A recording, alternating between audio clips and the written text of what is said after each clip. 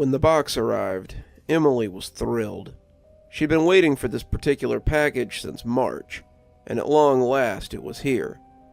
Emily had been trying to get into one of these cold case box services for a while. Hunt a Killer, Cold Case, Sleuth Kings, she'd requested them all, but all Emily got back were apology letters and promises that they would contact her when they had room. The folks at Catch a Killer had placed her on their tentative waiting list, which sometimes took months, and she hadn't expected to be added to the list for quite some time. It was hard to get added. They only approved a few hundred people a year, and they were also one of the more popular groups. The service was their typical monthly subscription box, where they sent a cold case that the small group you found yourself to be a part of tried to solve. They would send clues a few at a time, a slow drip of evidence that would lead the group to the end conclusion, and they would follow the trail to a predictable end. As she brought the box inside, Emily felt giddy with anticipation. However, some of it was tempered when she stopped to look at the box. The label said "To Catch a Killer," but the address label was torn off, and the box looked a little bit funny. If this was their way of creating ambience, then Emily felt they'd done a great job. The box was battered and dirty, the clear tape around it looking thick and yellow, and the letters were pieced together out of newspaper clippings. It was a nice touch, if not a little cliché. The letter inside was no exception. The whole thing was made of magazine and newspaper letters, meticulously assembled by hand. At least, it appeared as such. Emily couldn't imagine how much time this had taken whoever had put it together, especially if they had to build more than a few of them. Emily had to applaud their commitment, but it wasn't something that seemed feasible long term. She would be surprised if this level of detail persisted, and took the note out of the box so she could read it. This is the case of the West End Tooth Fairy. He has a kill count of around 26, and was most prominent between 2019 and 2022. His first victim was Miss Mary Klein, a retired teacher who lived alone. It took the police almost 4 years to place her as his victim, only then because his pattern began to surface. She was stabbed 15 times, most of them in the chest, and a smile was carved across her mouth from ear to ear. No forensic evidence was discovered at the scene, no sign of forced entry, and she was left in her favorite chair in the living room. No one was charged with her death, and only one item was ever reported missing from the victim: the bottom and top plate of her dentures. Emily read it over a few times, but couldn't figure out what she was supposed to be looking for. This was less of a case file and more of a story. Emily had read a few articles about how the information was disseminated, and then picked over by the community, but this read more like a creepypasta. She wondered if this might be one of those things where a group member got a different piece of the puzzle, but that was another point of confusion as she looked through the box. As she looked, Emily saw a plastic baggie with a pair of pliers inside. She took them out hesitantly, the red around the teeth of the pliers looking pretty convincing. Emily gave the box a once-over, finding them a pretty good prop for the price of the box service. Once the pliers and the note were out, though, the box was empty. There was no group code or information on getting up with the rest of your team, and after a thorough search, she found nothing. Emily shrugged, not too upset about it. They had probably just forgotten to add it, and she figured that a quick trip to the internet would get her in contact with her group. She was still excited about her quick admittance to the group, and hopped on the site to see what she could find. A little while later, Emily closed her laptop with a huff of frustration. She had checked every group, but no one was following the Tooth Fairy case. No one seemed to know what she was talking about either, and it was starting to make her wonder. Maybe the others would sign up soon. Maybe she had gotten her box a little too early. In the end, she set up a room for the Tooth Fairy case, figuring the others would find her, and decided to go to bed. She'd sign on tomorrow and find that they had discovered her, and then the game could begin. Instead, she woke up to find another dodgy package on her front porch, and only a few messages in the room she had started, none of them helpful.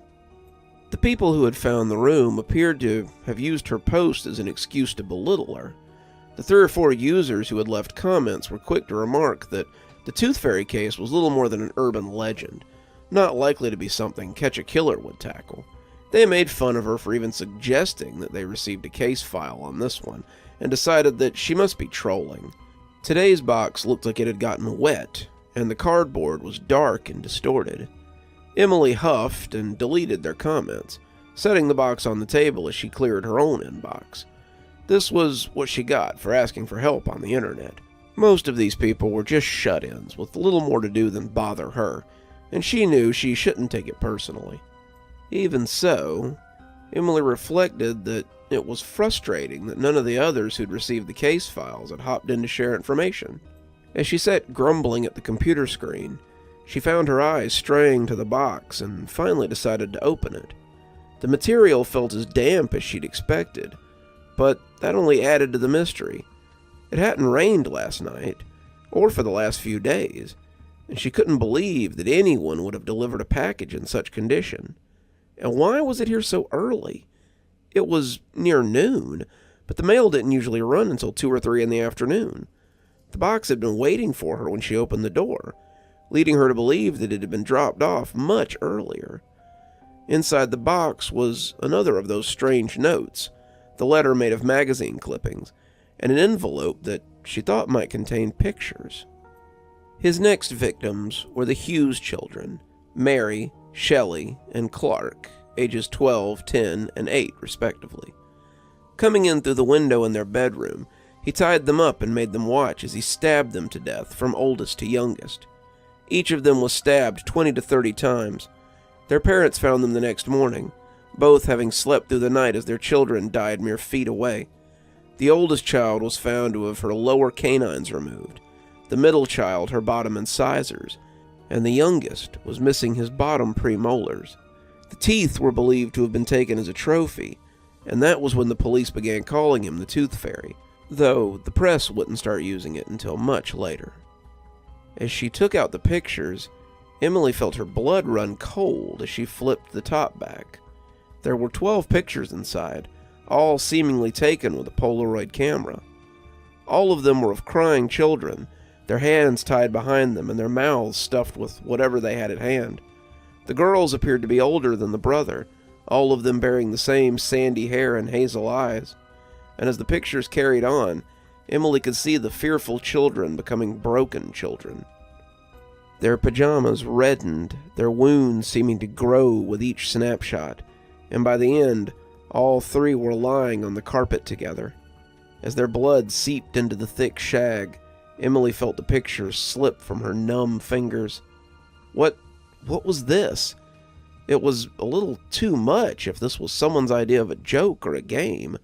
She had wanted to be part of this game, but if this was the level they were playing at, she wasn't sure she was up to it. These Polaroids looked real, like something taken instead of made, and as Emily held them, they felt dirty in her hands. She put them in the box and picked up her computer as she tried to discover anything about the case that she was being drip-fed. This was the second box she'd received that felt more like a love letter to the killer and less like a case file. There were no clues to follow, no breadcrumbs to lead her to an outcome, just harrowing stories to listen to that ultimately didn't tell her anything.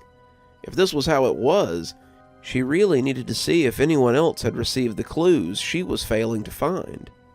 The forum offered more veiled insults, and Emily huffed as she closed the laptop. With no words from the admin and no help forthcoming from her fellow investigators, she couldn't do much but speculate. In the end, she dumped the contents of the box into the first one and threw the new box away. When her eyes kept darting over to it as it sat on the top layer of the garbage can, she pulled it out and took it to the outside garbage. She couldn't stand the way it seemed to be watching her, and as she came back up the front steps of the porch, she stopped in her tracks as she saw the last thing she expected to see. Another cardboard box, covered in old yellow tape, was on her welcome mat, sitting like a steaming pile of fresh foreboding. Emily looked around. suddenly not feeling so safe standing in front of her own house. How had she missed it? It hadn't just appeared between her leaving her front door and putting the box in the garbage can. It had taken a matter of minutes, 2 or 3 at the most, and someone would have had to place the box quickly and quietly in order to get it here in the interim. Someone like a serial killer who stole people's teeth and kept them as trophies. Emily shook the thought off and reached down to pick up the box. She must have just missed it on the way out, must have stepped right over it, but that didn't stop her from locking the deadbolt and throwing the chain across the door. She took the box to the dining room table, but it would be quite a while before she found the courage to open it. She looked at it as she cleaned her house, returning to it a few times throughout the day.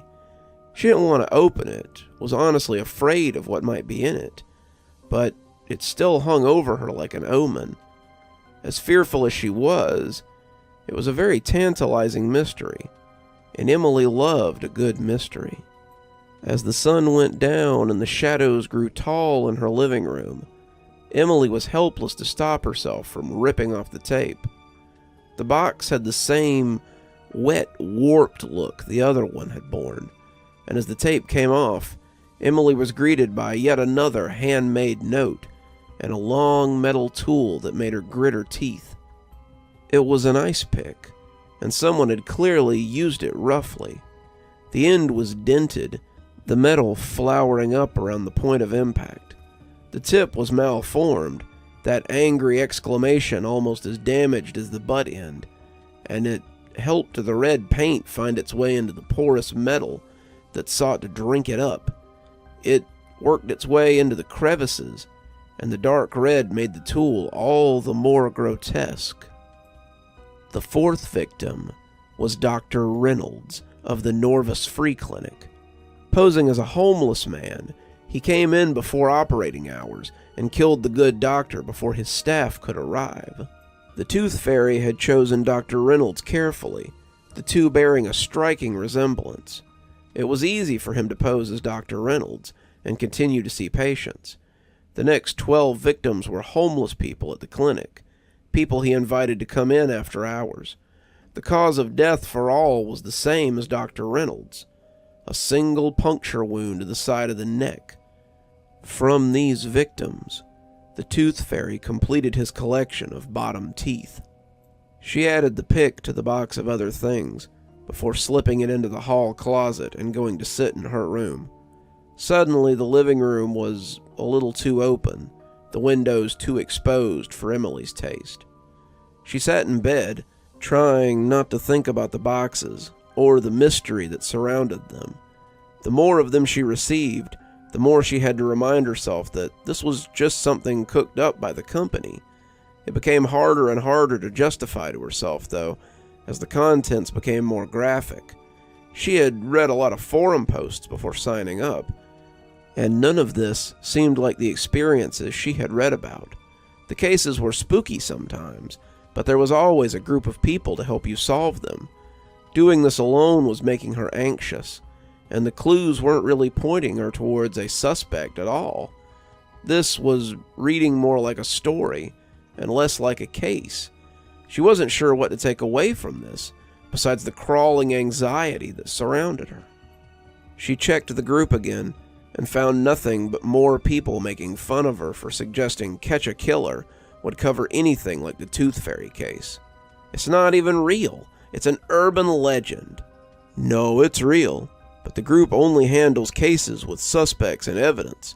The killer never leaves anything behind. The case is too high profile to let a bunch of amateurs mess it up by stepping on what little evidence they have. It was pages of stuff like that, but nothing helpful. None of the admins had posted either, and Emily supposed they were on vacation. They couldn't weigh in on forum topics, they couldn't answer her questions, and it seemed like they couldn't be bothered to do much at all. Emily set her phone on the nightstand and got ready for bed again, deciding that she wouldn't open any more of the packages until someone else messaged the group to say that they'd received their packages. She needed help, she needed some perspective, and she wasn't going to get it in an echo chamber. As she fell asleep, She thought that at least it shouldn't be possible for them to send a fourth box so soon. It had probably been a fluke to send her 3 so close together, and she drifted off, hoping there might be someone to help her when the fourth arrived. She woke up the next morning to the sounds of birds and the gentle chime of her phone alarm. Emily felt a little better in the light of day, the megrims of the night before lost with the dawn filling her living room. She booted up her computer, intending to get some work done today before her boss called and complained about her lack of progress lately. First, however, she wanted breakfast. As the eggs and bacon sizzled in the pan, Emily felt all the anxiety of the night before dribbling away. She had made too much out of all this. She always psyched herself up so much over these things. Between the quarantine and working from home, she'd had too much time to mull over these dark corners. It might be time to get some of this under control. Maybe the box service was a little too much. She should cancel it and try again some other time. She had taken her phone out to do just that, her breakfast balanced on top of a cup of coffee, when something caught her eye in the peripheral. She was standing in the foyer, heading for the little office that she'd set up in the living room, when the spot found its way into her peripheral. She imagined that she could hear the tendons in her neck creaking as she turned her head to see if her fears were correct, and felt the plate wobble as the coffee shook in her hand. It couldn't be. It was 7 a.m. The mail hadn't even thought about running yet. The package was sitting on the front porch, the center of her welcome mat, leering at her through the glass of the front door. She stood there for a count of 30, her mind whirling at the sight of the large brown box. But in the end, she didn't drop her food or dissolve into a puddle of terror. She turned away from the door and went to her desk. If she meant to continue buying box services, eggs, coffee, or paying the mortgage on her house, she needed to do some work. As she got to her tasks for the day, Emily found that her eyes just wouldn't stay off the package on the stoop. She couldn't see it from her desk. There was a wall in the way. But the mirror in the foyer gave her a perfect view of the front door. She had placed it there to see people when they came up. But now what appeared less than convenient. She tried to keep her mind on medical coding, but it was difficult with the non-existent eyes of the package on her. Her mind itched to see what was inside, little as she wanted to. It would be another horror show, she was certain, and it would be for her alone, since no one else seemed to be sharing it with her. Around 11, Emily finally sighed in frustration and pushed the keyboard away. She had done almost nothing in the 4 hours that she'd been working, and the sooner she got the package out of her mind, the better. She got up to go bring the package in, but as she moved into the foyer, she stopped again. There was a second package sitting in the shadow of the first. She stared at it, her mind reeling as she pondered how it had gotten there. She had a perfect view of the door. There was no way that anyone could have snuck up and delivered a package in broad daylight without her seeing them. She stepped towards the door, feeling the tug of curiosity, but stopped as she saw the obvious answer. The second box was a little smaller than the other one. In her apprehension at the sight of the box, she had just overlooked the second one. That was it, just a failure to notice. The thought made her feel secure enough to turn away from the door and go make some lunch. She was coming back with her sandwich and a fresh cup of coffee when she looked again and saw a third box perched on top of the first.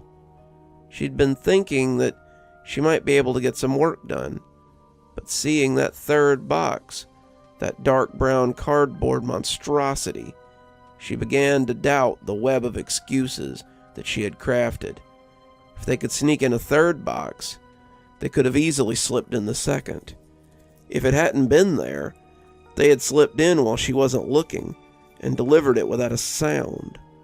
She returned to her computer long enough to find the contact information to catch a killer and called their customer service line. This was getting out of hand, and if no one was going to return her messages, then she'd just go to the source. Mazer Incorporated, this is Janet speaking. How may I direct your call? Emily wet her lips, not expecting such a quick response. She plowed on before the anger could cool, though. Yes, I'm trying to reach someone with Catch-A-Killer box service. This was the number they had listed online, and I... But the bubbly woman on the other end cut her off. Of course, 1 moment, please. 30 seconds of canned music later, and another far too happy young woman picked up the phone and asked Emily how she could help her. Yeah, I recently signed up for your service, but I think something's wrong. I've received at least 6 packages in the last 3 days, and it's always at random times. I can't seem to find anyone online that's part of the same group as me, and I think I'm getting parts of cases that require other parts to solve. The level of detail is really impressive on the boxes, but the volume is a little creepy. I think I'd either like to be put in another group or just cancel the service altogether, please. The woman then I seed through the whole conversation, and the background sound of keys clacking made Emily grit her teeth. I'm terribly sorry you're dissatisfied with our service, ma'am. You can absolutely have a refund, and I'll cancel your service. Feel free to keep the materials you've already received for your trouble. Do you know which case file you're assigned to? It's the Tooth Fairy case. The clicking abruptly stopped. You must be mistaken, ma'am. That's not a case we offer at this time. Not one we plan to offer in the future, either. Emily had been pacing, but stopped as the woman's words fell on her like a piano. That's the information I've been getting in the mail. All the boxes contain these little handmade letters and pictures and descriptions of murders. Let me get your information, ma'am. I'll see what group we have you assigned to. Emily gave her the info she'd filled in on the website, and after a few minutes of clicking, she could swear she heard the woman's teeth grinding together. I'm sorry, ma'am, but you aren't on our client list. You're on our tentative approval list, but we haven't taken your payment for the current cycle of case files. Emily stopped in the foyer, glancing fitfully out the front door as she tried to make sense of all of this. There was a 4th box on top of the other one, and as the golden afternoon set over the house, she felt a chill creep up her spine. What does that mean? She whispered, not daring to speak too loudly.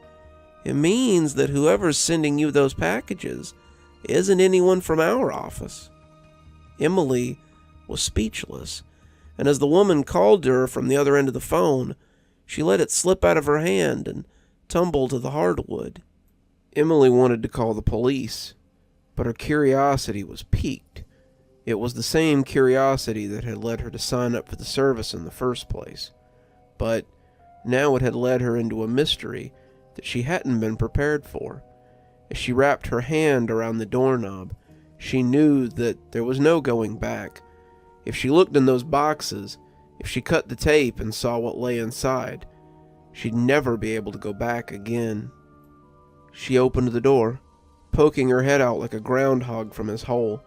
She expected something to be waiting out there for her, but the porch was empty except for the boxes. She juggled the 4 of them into her arms and brought them inside, closing the door and twisting the deadbolt before taking them to her bedroom. She left the phone in the foyer, taking all the boxes and locking herself behind her bedroom door. Spilling them onto her bed, she wondered what order she would open them in. Looking at them again, though, she realized each was numbered with a quick squirt of magic marker. Taking the largest, the one with the childish 4 on it, she strained a little at the weight of it. Something rumbled angrily inside, and as she slid her penknife over the tape, she was unsurprised to find a roofing hammer inside. Like the chisel, the head was spattered with a deep red stain, and the tines on the end were likewise painted. What had the 3rd box said? His victims had been killed by blunt force trauma to the base of the skull. After seeing the pictures of the children, she doubted he could contain himself from cutting and slicing them after the fact. He'd wanted to kill them quickly before they could give him away, but he still wanted the thrill of slicing them up. The note inside was quite illuminating.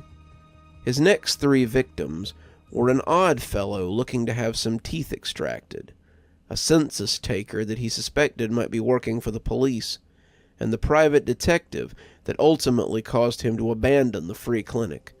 The detective had a friend in the local police force, a friend whom he'd told before heading to investigate the rumors of missing people at the clinic.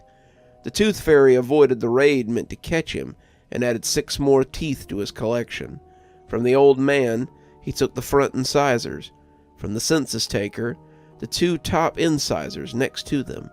Finally, from the nosy investigator, he took the top canines and left on a bus as the police raided his hunting ground. She paused before opening the 5th.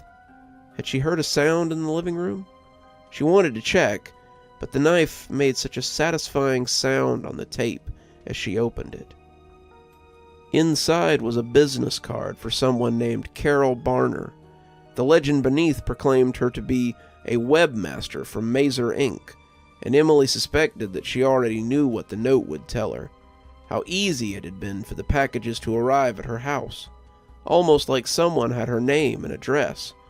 She thought again that she'd heard a noise from the living room, the breaking of glass or the crunch of a boot crushing something fragile. It might even been the breaking of a phone, as someone stepped on it after she'd carelessly left it in the foyer. She read the note quickly, wondering how much time she had left. His next victim was Carol Barner. Carol was selected at random, a crime of convenience that turned out to be very helpful. Carol was his neighbor, someone who worked from home as the pandemic raged. Carol liked to work late into the night, and her keyboard was so very loud.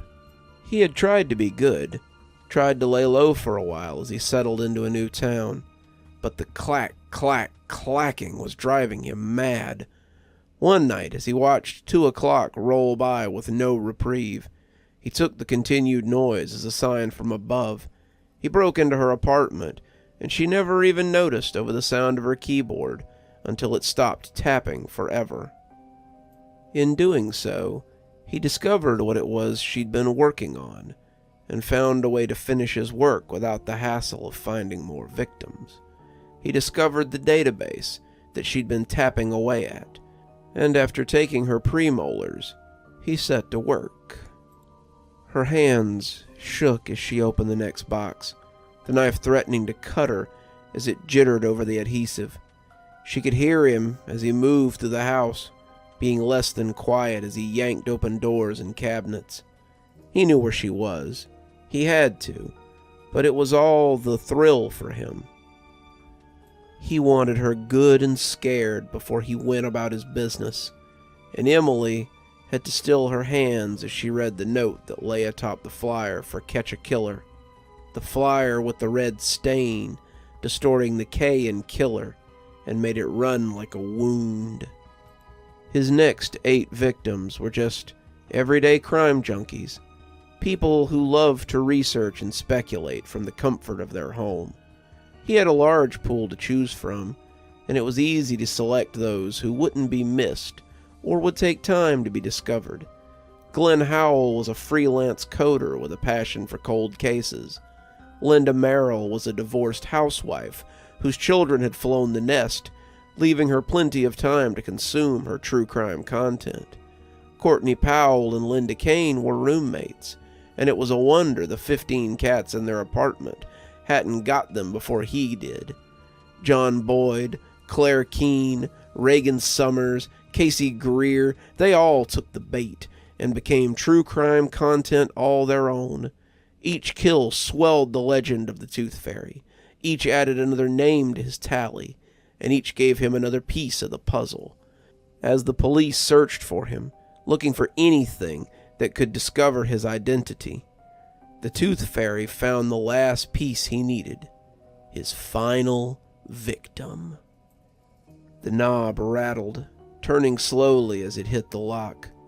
Whoever was on the other side didn't kick, didn't yell, didn't fret. He knew they had all night. He knew she had nowhere to go, since there were no windows in her room, and there was no escape, except through the door that he was now standing in front of. No one was going to come for her, and it was just the two of them until matters were resolved. He had to get inside anyway. Emily had all his tools. He had sent her everything he would need to make her another case file for some other true crime fan to speculate over. Would they wonder how she had been so easily caught? Would they question the validity of such a killer? Maybe the sheer idiocy of it all would help cement the legend of the Tooth Fairy into something told around campfires and under blankets as flashlights lit ghostly faces. Sometimes that was what really made the story, the idea that something like that could never happen to you. She opened the last box as he moved about her house like a fitful spirit, clearly savoring the moment. When she took the letter out, she yelped in surprise and let it fall to the floor. The last grisly totem fell to the carpet, clicking merrily as Emily watched it. It all made sense now. The name, the trophies, the order of the theft. He had needed them, needed to complete his masterpiece. He had to have a complete set, otherwise it wouldn't look right. She tore her eyes away from the grim spectacle and looked at the letter that was likely to tell her of his last victim. A victim she knew all too well. His last victim was Emily Colney. Emily fancied herself a true crime enthusiast. She petitioned multiple services since the beginning of the pandemic, but was never invited to join their groups. She wrote all of them in her application to catch a killer. And when it pinged on the database, the Tooth Fairy decided to make her dream come true and give her the true crime experience of a lifetime. Emily Colney, the perpetual shut-in on Hawthorne Street, would have the distinction of being the Tooth Fairy's last victim. After her, he would break his pattern and thus become harder to link to the crimes that would come after her. So thank you, Emily. Thank you for helping me complete my masterpiece. The door shuddered, and Emily dropped the note. It fluttered down to land on the grisly trophy on the floor, and she was forced to put her hand far too close to it as she picked up the note. It was a mishmash, a golem, a creation of love and hate, and it hurt her to look at. It seemed that Mary's denture plates had been put to good use, and the teeth within them were as different as they were misshapen. He had lovingly set them into the plastic, and they looked like an animal trap, just waiting to bite. The false teeth were missing only one set, and as the door splintered, Emily grabbed the hammer she'd received the day before and held it at the ready. A hand slipped through the hole in the door, grasping the lock with a smooth and practiced twist as he opened the door and let himself in. She saw him then, rising to his full height as he filled her doorway like a ghoul in a cast-off coat. He was massive, his head looking grotesquely small as it peeked down from between his huge shoulders. She felt the hammer slip from her hand as the smell of him wafted over her, the aroma of dirt, campfires, old chemicals, and ancient blood. She didn't start screaming until he smiled at her, his spitty, toothless mouth revealing empty gums. Gums waiting for what lay on the floor between them. Gums waiting for Emily to complete their reward for years of patience.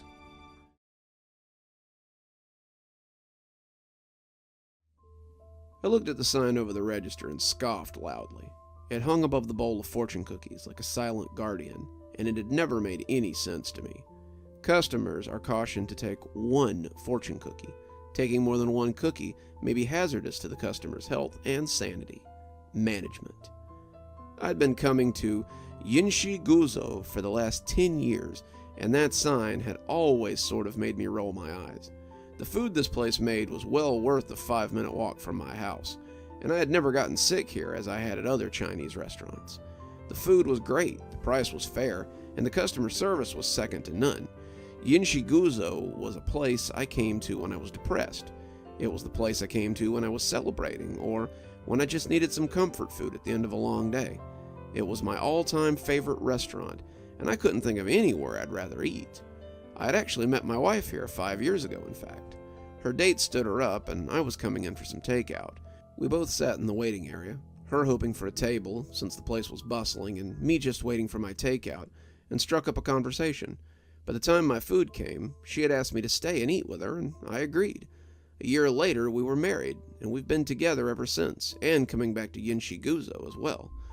I was here again on a Friday night, date night for me and Lisa, waiting for our usual. Sesame chicken with pork fried rice for her, General Tso with white rice for me, and an egg roll each. It was crowded. Yinshiguzo was always crowded. As I stood before the counter, the sign irked me as I saw it again, probably because the cookies here were my all-time favorite part of the meal. The owner is a world-class pastry chef, as well as a great cook. He makes the cakes for the shop, and his fried cheesecake is to die for. I think his fortune cookies, though, are the best I've ever had.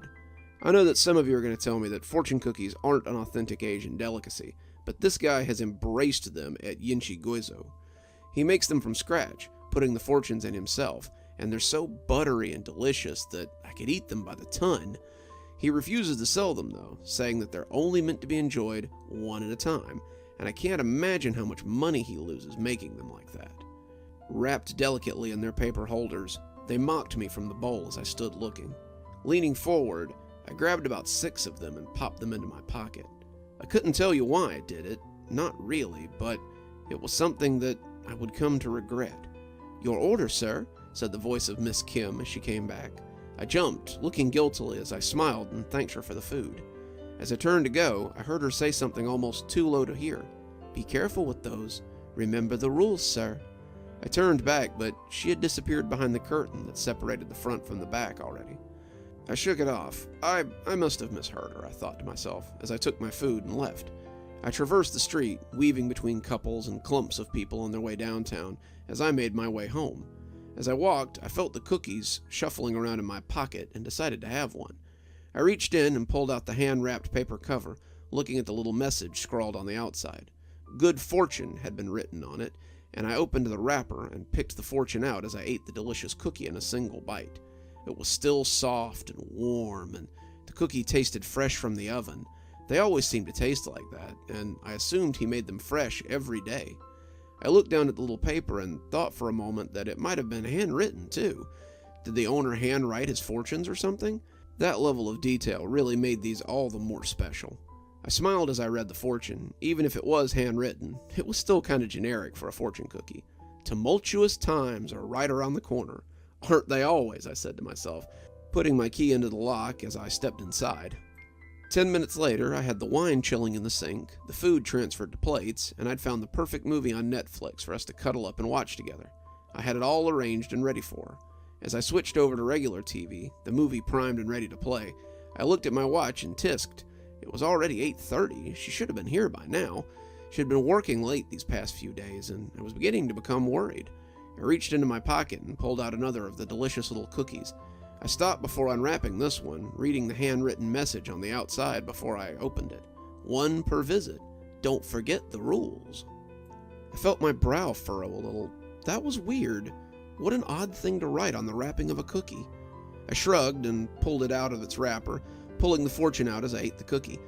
This one was good, but not as good as they usually were. It was buttery, but a little dry. Tasted like a leftover from yesterday's batch. A sports center came on. I looked at the scrap of paper inside and blew air out in a little chuckle. A loved one is thinking of you. Another classic. My phone rang about that time, and I picked it up, looking at the picture displayed on the home screen. Lisa's smiling face decorated the screen, and I smiled to myself as I picked it up. "Hey, honey, you almost here? I got everything ready for date night." Her breathing on the other end was heavy, and it took her a minute to compose herself.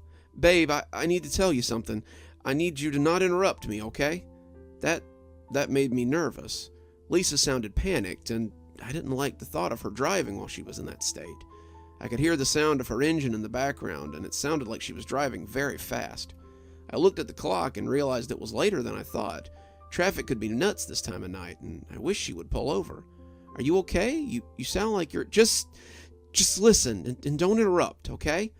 Okay, I said, hoping this would calm her down a little bit.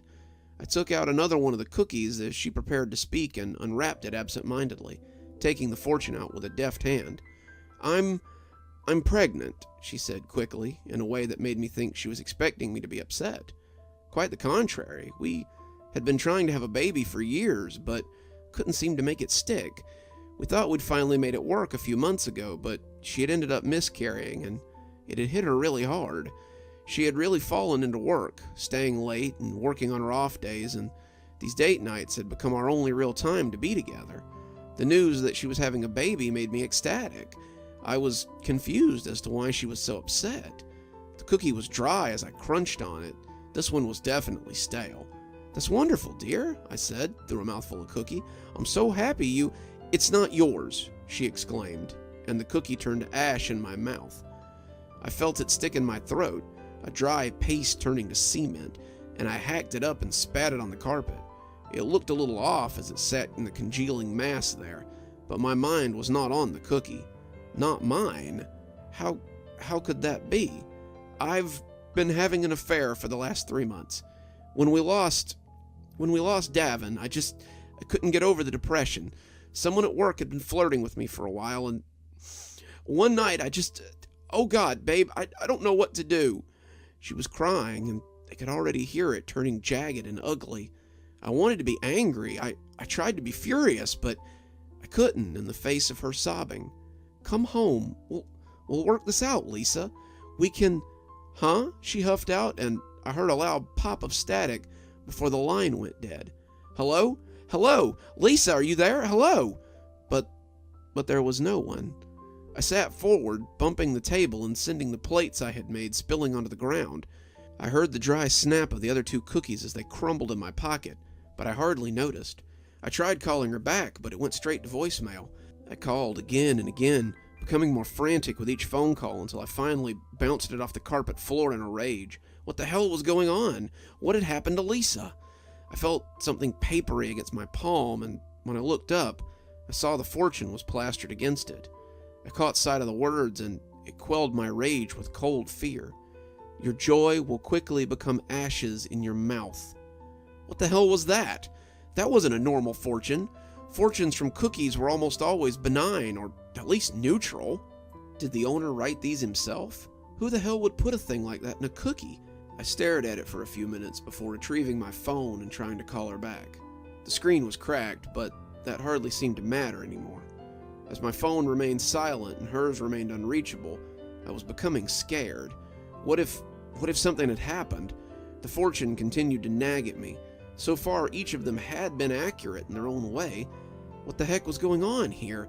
This was too elaborate for a prank, and if it was, it really wasn't amusing. I had started to clean up the food I had spilled when the phone finally began to ring. I grabbed it up and prayed that it would be her face I'd see on the screen. Instead, it was a blocked number. It looked odd through the star pattern of my broken glass, and I sat it down. I could once again feel the broken cookies poking at me from my pocket. I reached in and threw both of them on the table. One of them had come unwrapped, and the fortune stuck to my finger as my hand came free. My curious mind would not allow me to ignore it, though, but now I wished I had. You will receive 2 phone calls. Both will bring you only sorrow. I caught the still ringing phone on the 4th ring. Hello? Lisa? I asked hopefully. Hello, are you the emergency contact for Miss Lisa Callahan? I am, I answered, unsure of what it wanted. This is Officer Winsman. I'm afraid there's been an accident. Is my wife okay? I asked, still a little hopeful. The officer was silent for a few seconds. I'm gonna need you to come down to St. Mark's and identify her remains. The phone slipped out of my hand again, and I could hear the officer saying hello from the carpet. The last cookie sat on the table, ominous in its white paper holder. The edges of the paper were black, whatever was inside having seeped into it. The covering bore a legend that made my breath hitch, and though I felt my hands reach to open it, I wanted nothing so much as to throw it out the window unread. The black letter on the front read, "Those who do not follow the rules are doomed to live with the consequences." My shaking fingers found the white paper just as the phone went silent. I've been lying on the floor of my apartment, smelling the aroma of old Chinese food for the last 3 hours. I don't know what to do. Someone came to knock on my door, but I ignored them. They said they were with the police, but I don't care. Lisa is lost to me, and I fear that may not be the end. I'm almost glad that it may not be the end. The world outside has quieted some as the night stretches on, and I continue to lay on the carpet in the fetal position, using what may be my last few hours to write this message. The black stuff that poured out of that wrapper, bits of moldy cookie floating amongst it, was nothing next to the message that oozed onto the surface. "Your end will not be so quick as hers," it said. So if you read this, and you should see that sign telling you only to take one cookie, remember that the rules are there for a reason, and those who do not obey them may be forced to live with the consequences.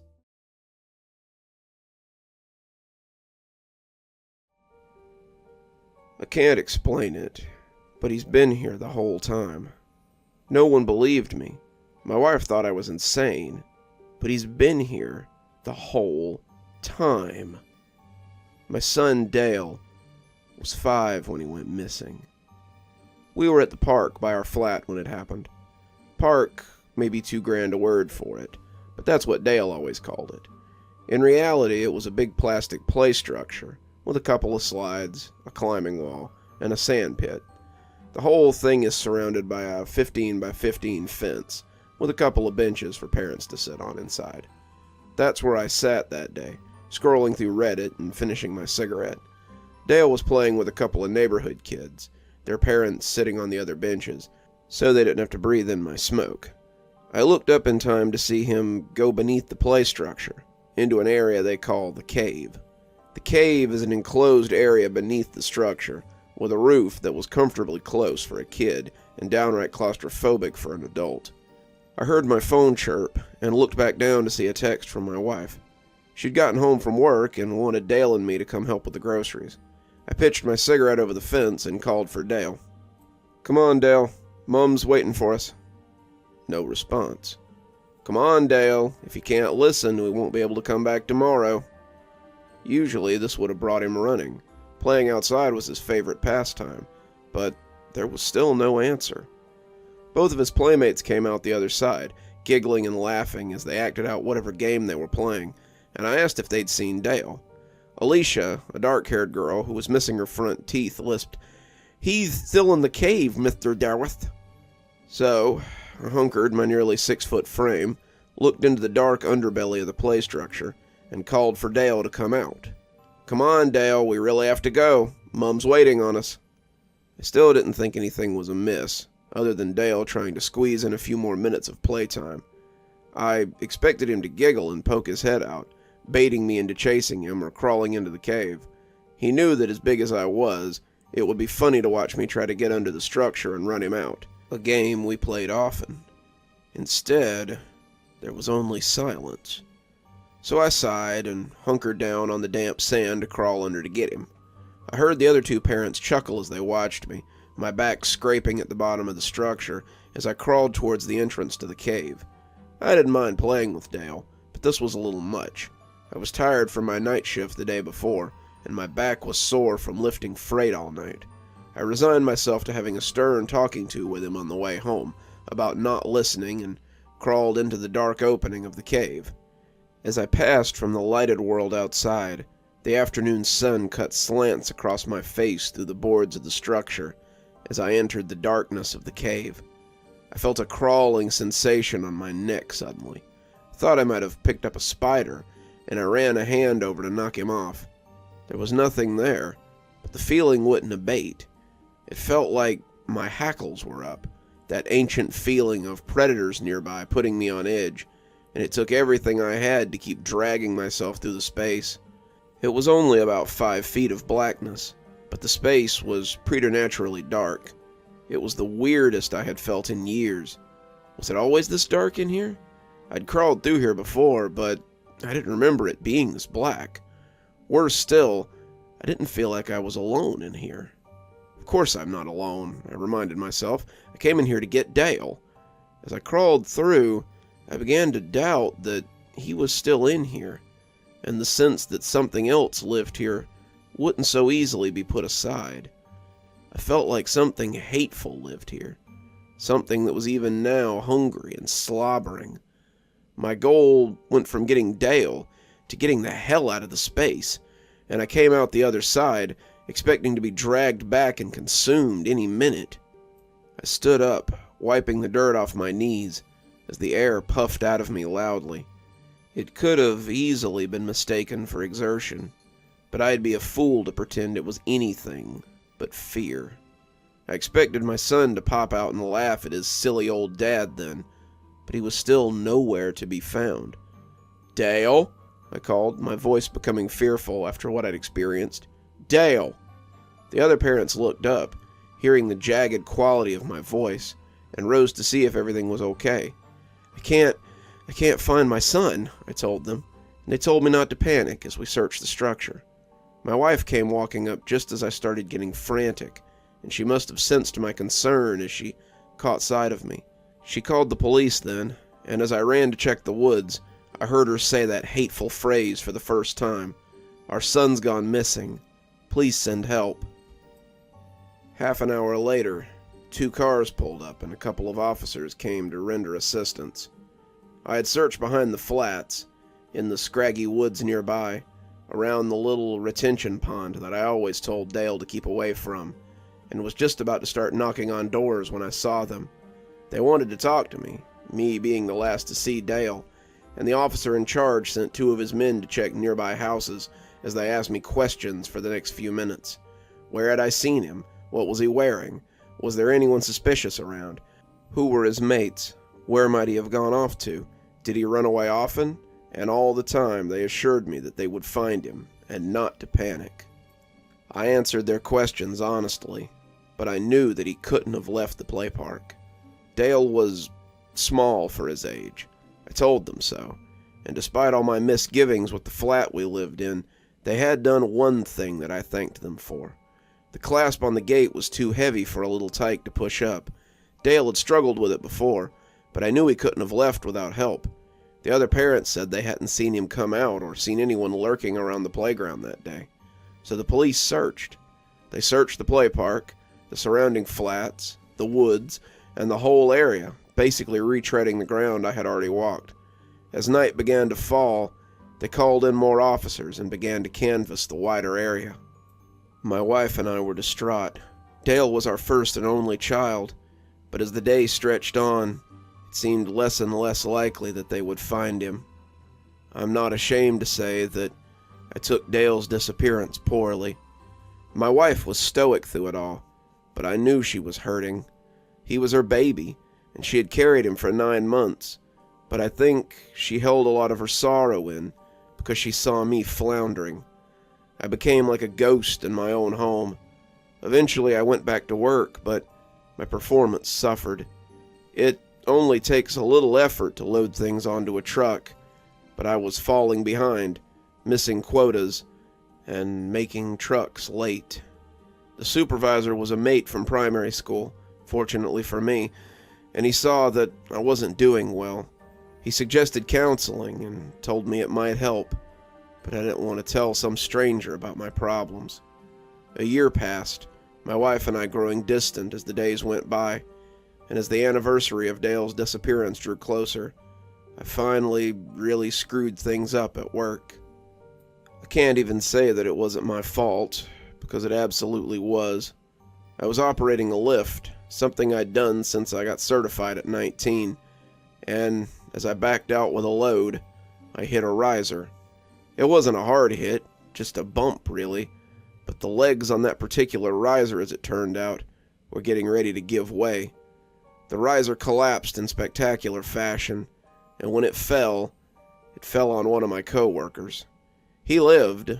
They managed to get the pallets off of him before they crushed him, but it broke his collarbone, and he had to be hospitalized. My supervisor was furious, but I could tell he was trying to hold back in the face of my sincere grief. I'm recommending you take a couple of weeks unpaid leave. If it were anyone else, I'd hand them their walking papers here and now, but I know you need help more than you need a trip to the unemployment line. Take these 2 weeks, sort your life out, and return to work. If this happens again, mate, I ain't gonna have a choice. I couldn't look at him. His pity was worse than his anger, and I knew I needed to do something. I nodded, mumbling a thank you, and he showed me out of his office. I walked around for the rest of the night, trying to figure out what I was going to tell my wife, and finding nothing. She would be mad, probably mad enough to push her to leave me. But as the sun started to peek over the horizon, I knew there wasn't much else I could do. She was just as mad as I'd thought she'd be, but her pity was just as hard to look at as my supervisor's had been. He's gone. Dale is gone, and making yourself a martyr over it won't change the fact. You still have insurance. Get some counseling. Figure this out. I need you back. Not just back at work, but back here. I miss him too, but digging into these wounds won't make it any better. Get some help, for both our sakes. There was something unsaid beneath that statement, and I understood it, but wasn't sure what to do about it. I spent the next 4 days in a blackout state. I had found my therapy at the bottom of a bottle, something I had avoided up to that point. With no job to go to, I just stayed at home and drank my pain away. My wife's patience finally ran out. After 2 days of watching me hunker on the couch like a sot, she told me she was going to see her mother for a few days, and suggested I sort myself out while she was gone. If I come home and you're still like this, I can't promise I'll be back for long. Once she was gone, I spent most of my day in a fermented haze. That's how, on the 5th day, I found myself buzzed and sitting on the same bench I had been on when I told Dale we needed to leave. It was early afternoon, and the play park was empty, thank God. It wasn't the first time I had just come to sit here, and the other parents often found excuses to leave with their kids when I came to wallow in my grief. I was the sad father who came back to the place he'd suffered most, and I really hoped the park had been empty when I got here. Even in my current state, I didn't want anyone to see me like this.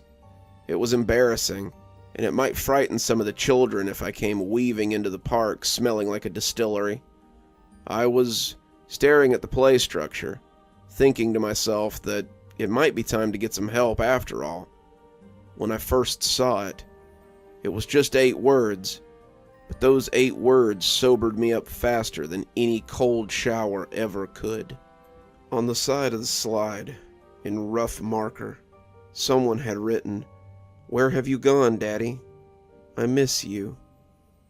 I just sat there, staring for what felt like an eternity, and as the tears came, the alcohol came up as well.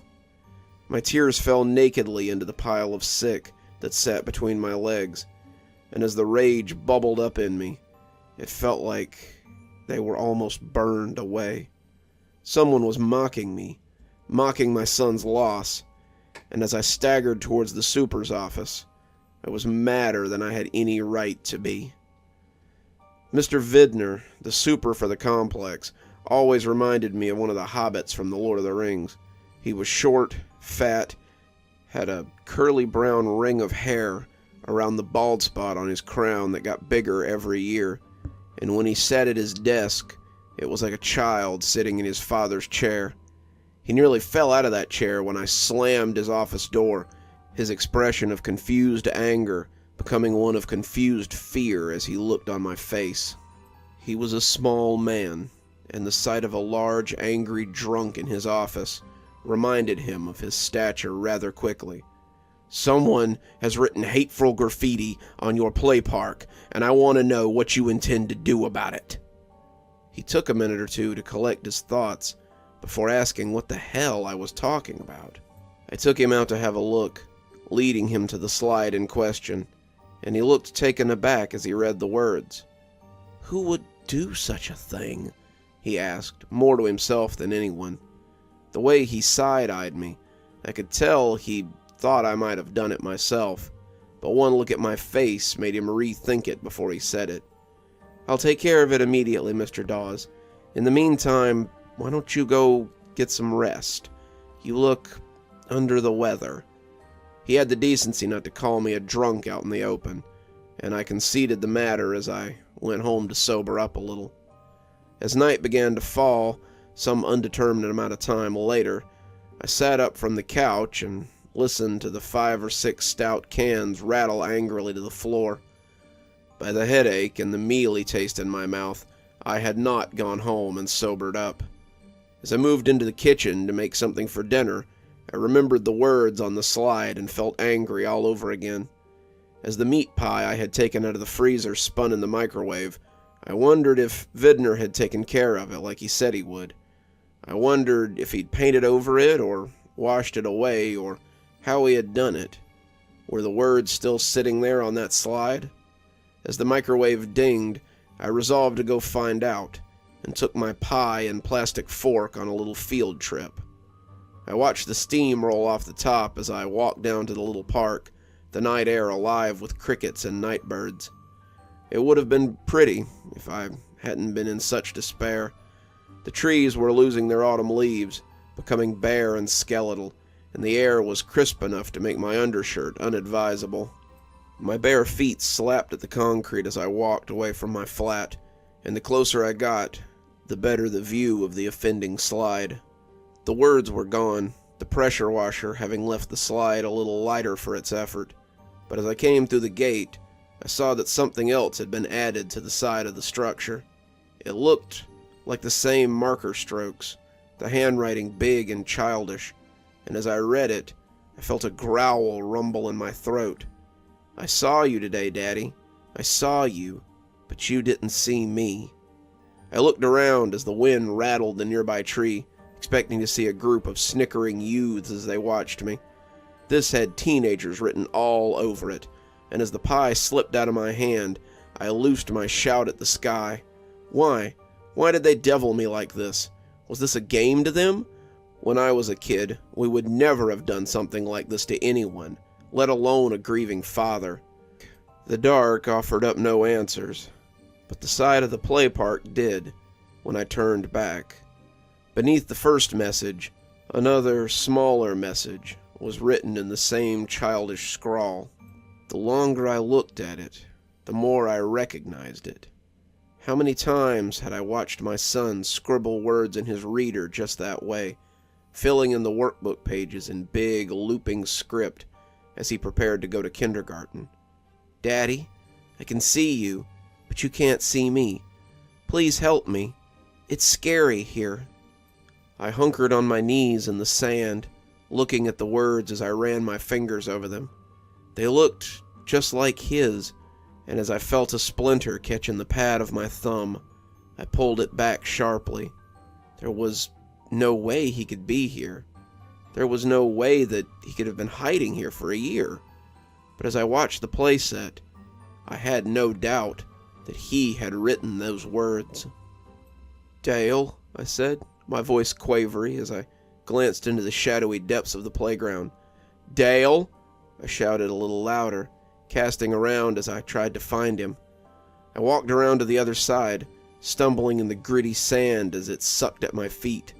My head was full of rails, and my words slurred even to my own ears. There were doubtlessly people looking down through their curtains at me as I capered like a sot drunk, but I didn't care. My boy was here.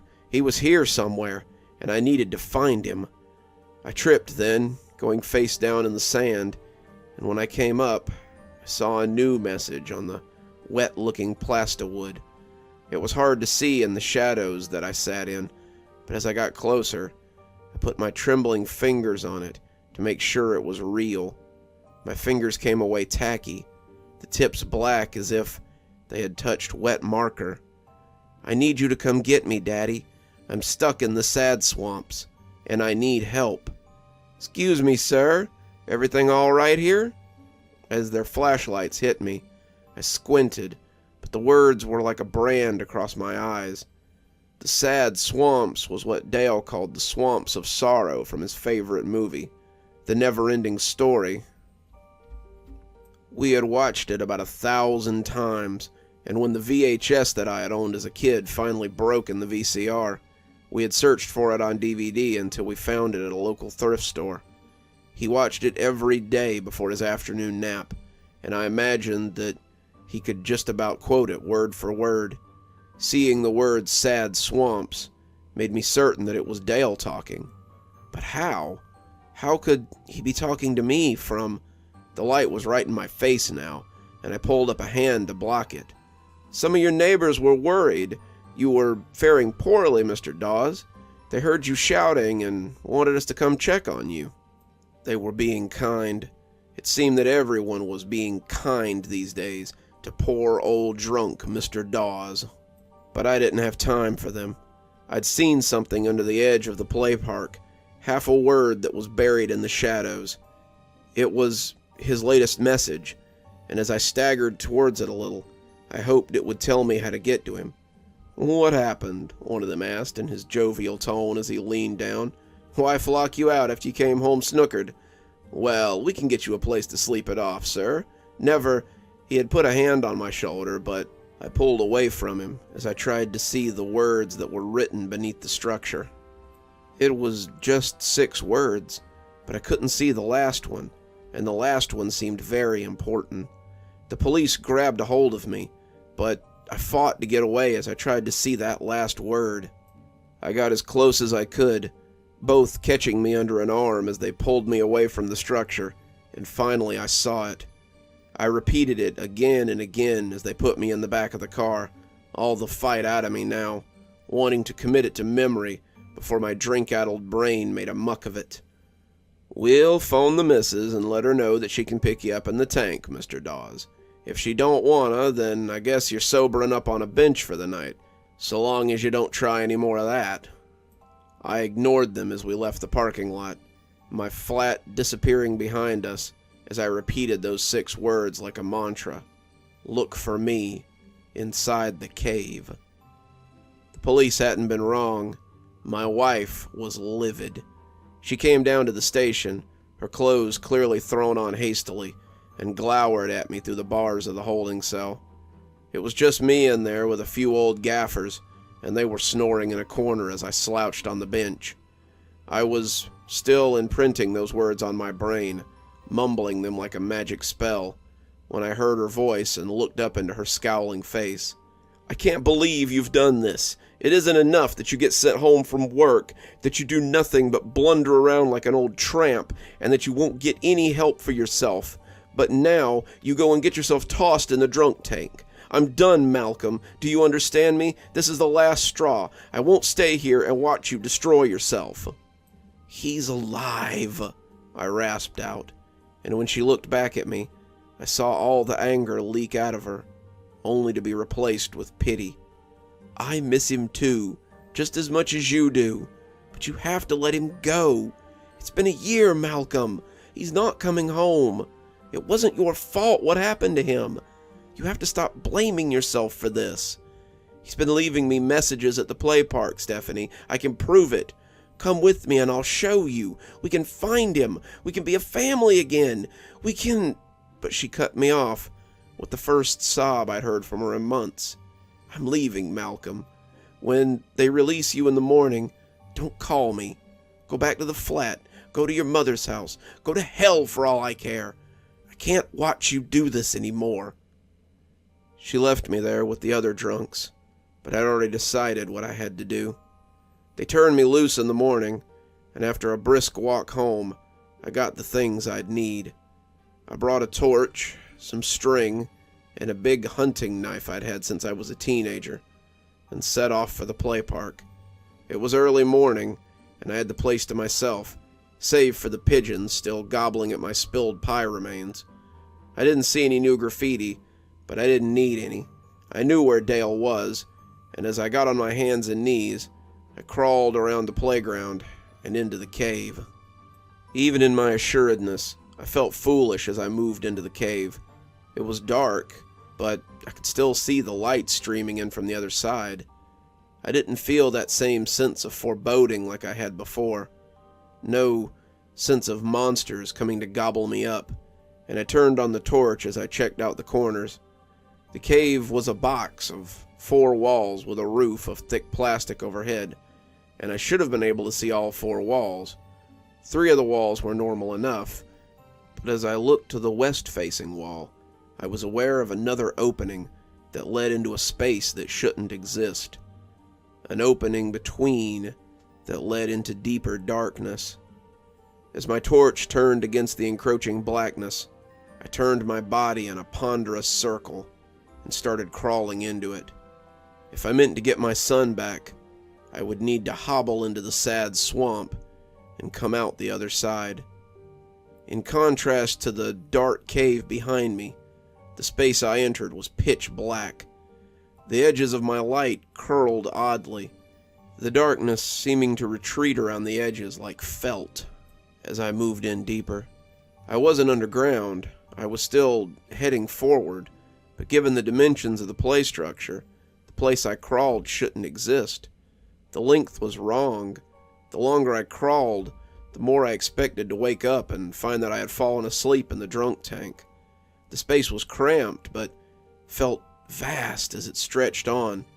It was like an abandoned underground cave, the claustrophobic passage threatening to collapse on me at any minute.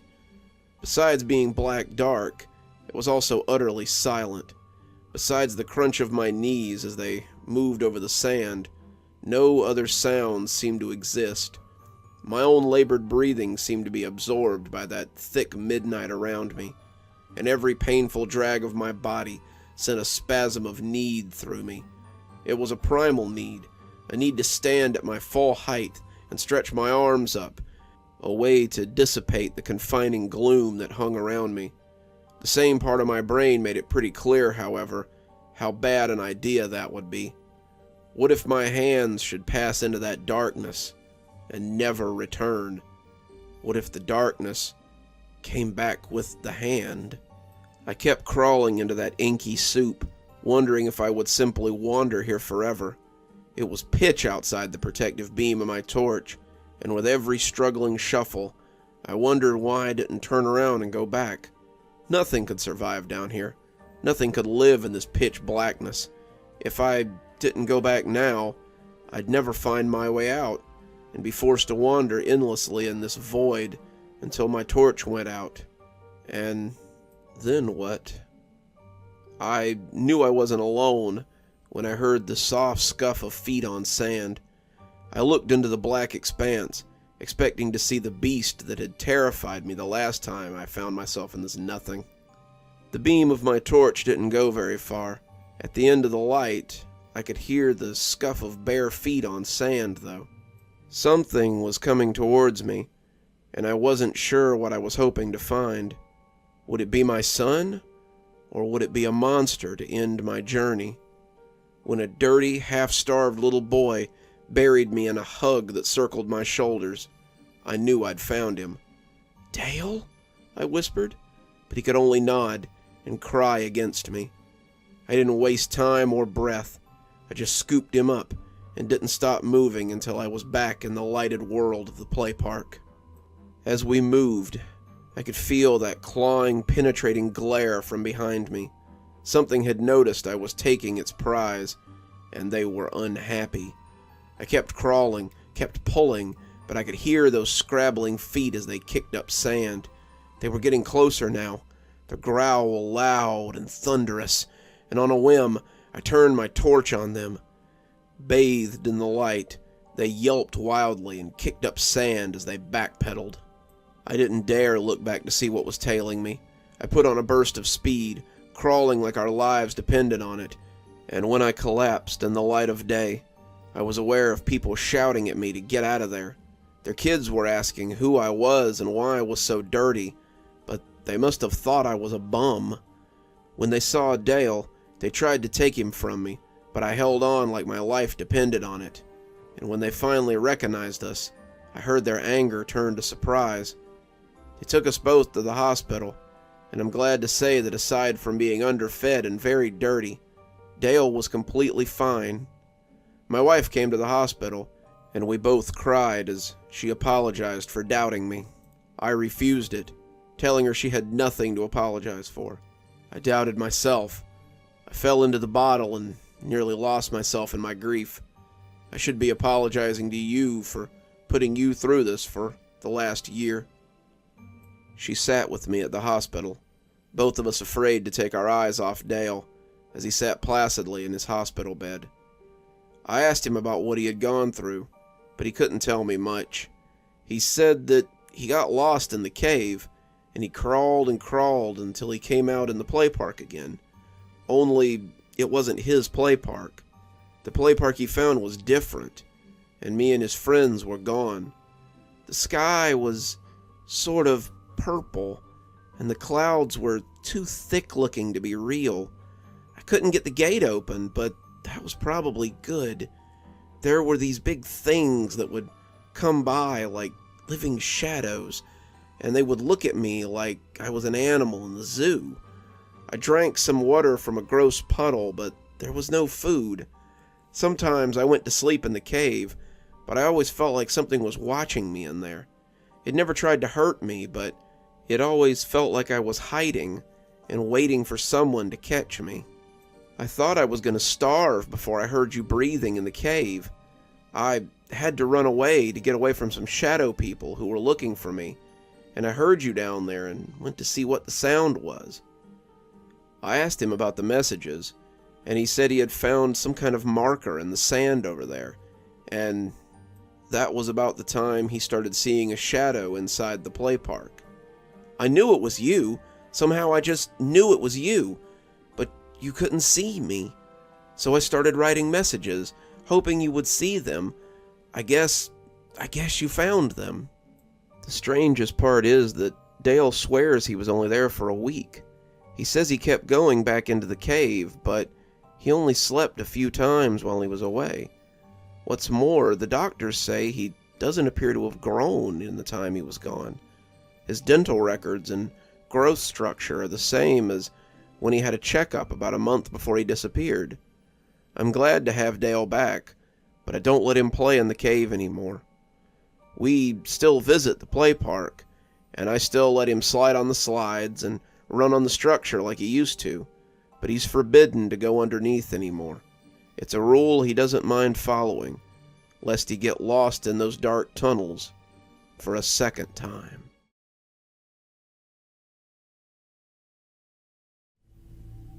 I met my husband when we were in college together.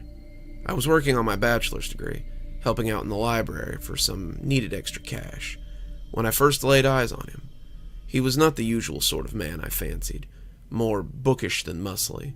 I found him charming in his own way, and we struck up a friendship. He told me he was a writer, that he was working on a book of short stories to submit to a publishing house. I offered to read them, and from that moment on, I became his biggest fan. His stories were so visceral. He wrote not as a writer, but as a first-hand observer, and it wasn't long before his work was noticed. We were living together by then, our library friendship having blossomed into something more, and I could see how giddy he was when the letters came in from Bowding Publishing. When he read how they wanted to publish his book, I think it was the proudest moment of his life. He kept writing for Bowding, his stories finding a niche with the horror community. He also started selling his pieces to magazines and online sources, getting his name out there and becoming more recognizable. As his fame grew, however, he still jokingly called me his biggest fan. I couldn't argue with him. I genuinely loved his work. He wrote the sort of stories that were genuinely terrifying and enticed the reader to keep reading until the very end. As his stories grew in number, I found myself curious about where they all came from. My husband, we'll call him Michael, was a mild-mannered fellow who had never really experienced anything horrifying in his life. He described his childhood as benign, no broken bones or funny uncles. His family was loving and doted on him constantly. He had never been without. He had never really suffered, and I found myself very curious about where all these nightmares came from in such a beautiful mind. Then, over drinks one night, he told me. He didn't like to talk about, where he got the stories from, not when he was sober. He always said that discussing the creative process was boring, or that his story's technical aspects would bore me to tears. I wasn't fooled, though. Beneath his jokes was something colder, something fearful. So one night I pressed him. He still didn't really want to talk about it, but I persisted. Finally, after a lot of coaxing and some strong whiskey, he all but blurted his answer to me. I wish now that I hadn't asked. "It's the door," he said, and at that moment he seemed almost afraid of his own words. The door? I was confused by the queerness of his answer. What do you dream about?" He asked the question so suddenly I was taken by surprise. "Oh, I don't know. Normal things, I guess. What I did the day before, movies I've watched, weird things my mind cooks up. I've only ever had the same dream my entire life. It's always the same. It never changes. It's where I get all my ideas." I leaned forward, intrigued by what he was telling me.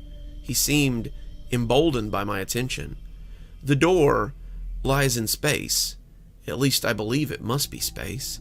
It floats in a great void, and every night I visit it. I float through this void naked, an umbilicus connecting me to whatever lies beyond. Every night I approach the door, and every night it whispers to me through the keyhole. Do you remember the little journal on my bedside?" I nodded, begging him to go on with my eyes. "I've trained myself to write the things I hear while sleeping. Sometimes I see pictures or faces when I look through the keyhole. Sometimes I hear terrible words spoken by creatures I imagine to be beyond my description. Sometimes I have to close my eyes and will myself awake because I'm afraid that the things they tell me will drive me insane. When I wake up, I read what I've written down, which becomes my stories." I was shocked. "So all your stories come from this big door in space?" He smiled at me. "It sounds silly when you say it like that, but yes, everything I've ever written was spoken to me by something on the other side of that door." I didn't think anything of it the next day. We'd been drunk, and he had just spouted off something to make me shut up. I was sure of it. I became more aware of his journal, though. Sometimes at night he would wake me up with the scratch of his pen on the page. I didn't like to look at him when he was writing it. It was like something otherworldly had taken his strings and was using him without his permission. Watching him write in that fugue state made me feel uncomfortable, and I took measures not to be awake while it was going on. I didn't think anything else of this, not until about 3 months ago. That was when he started having the nightmares. His work had always been creepy, always terrifying, but now it took on an alarming quality. He began talking about creatures that lived beyond the door. These creatures sounded more than a little Lovecraftian, and he was assured that their presence on Earth was an affront to the natural order.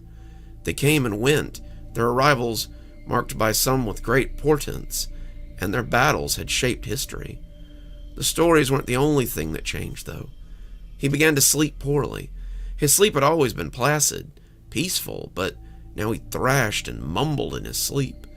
He whimpered in the night about the pale lady or the green man and the riotous red that surged like blood.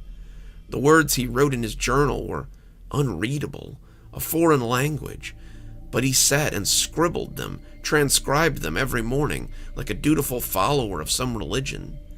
He began to change. His eyes bore huge bags. He was jumpy and unsure of himself, and more than once I caught him catnapping fitfully during the day.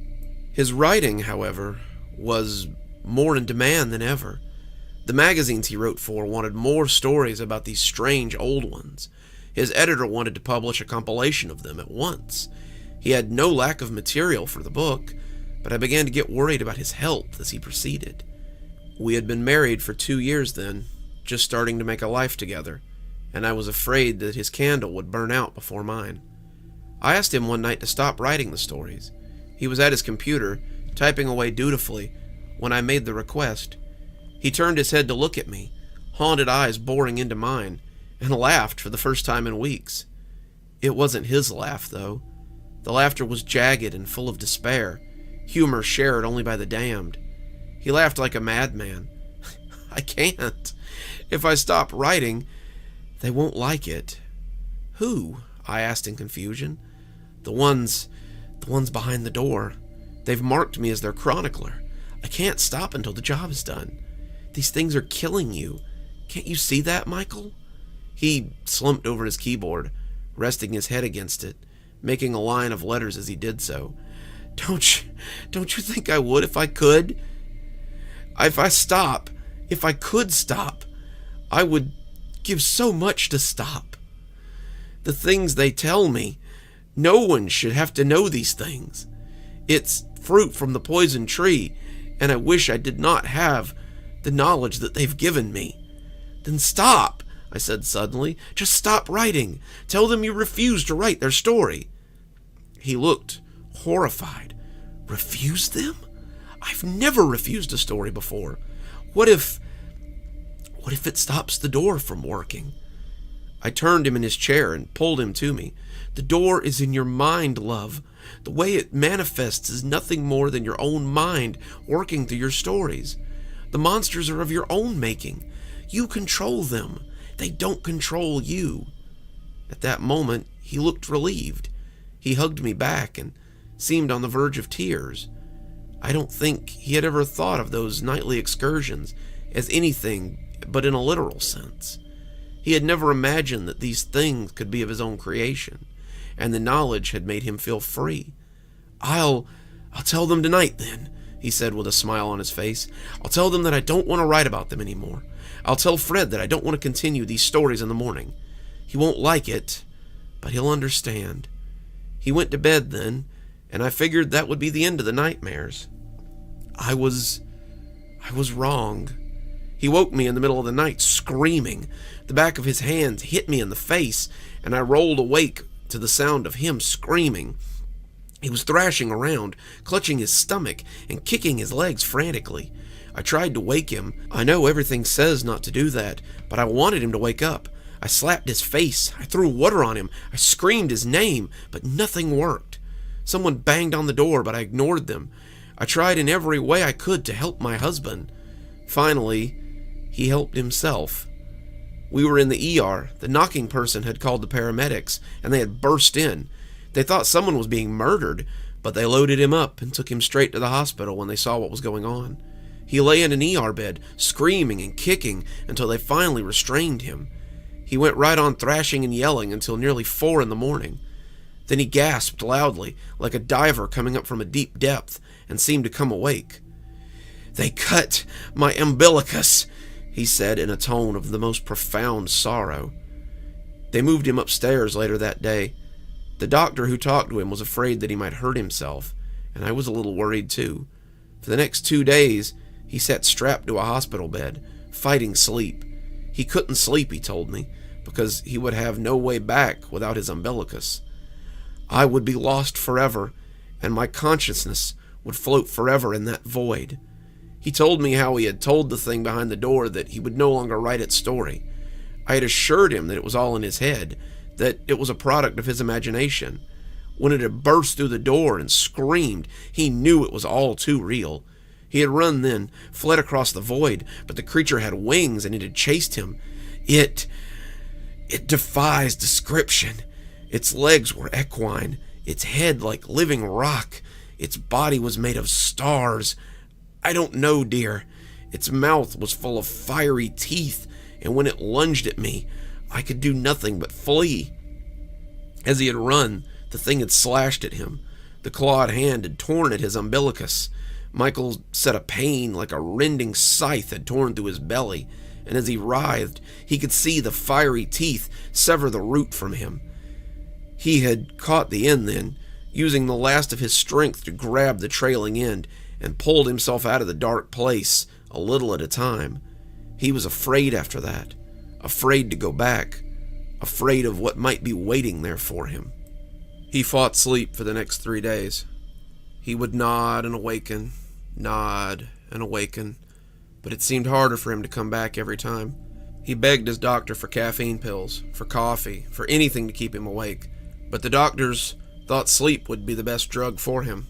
They fiddled with the idea of sedating him, but I forbade it. When they threatened to get the police involved, thinking I was somehow responsible for this, I threatened to call a lawyer. Finally, we reached a shaky standoff.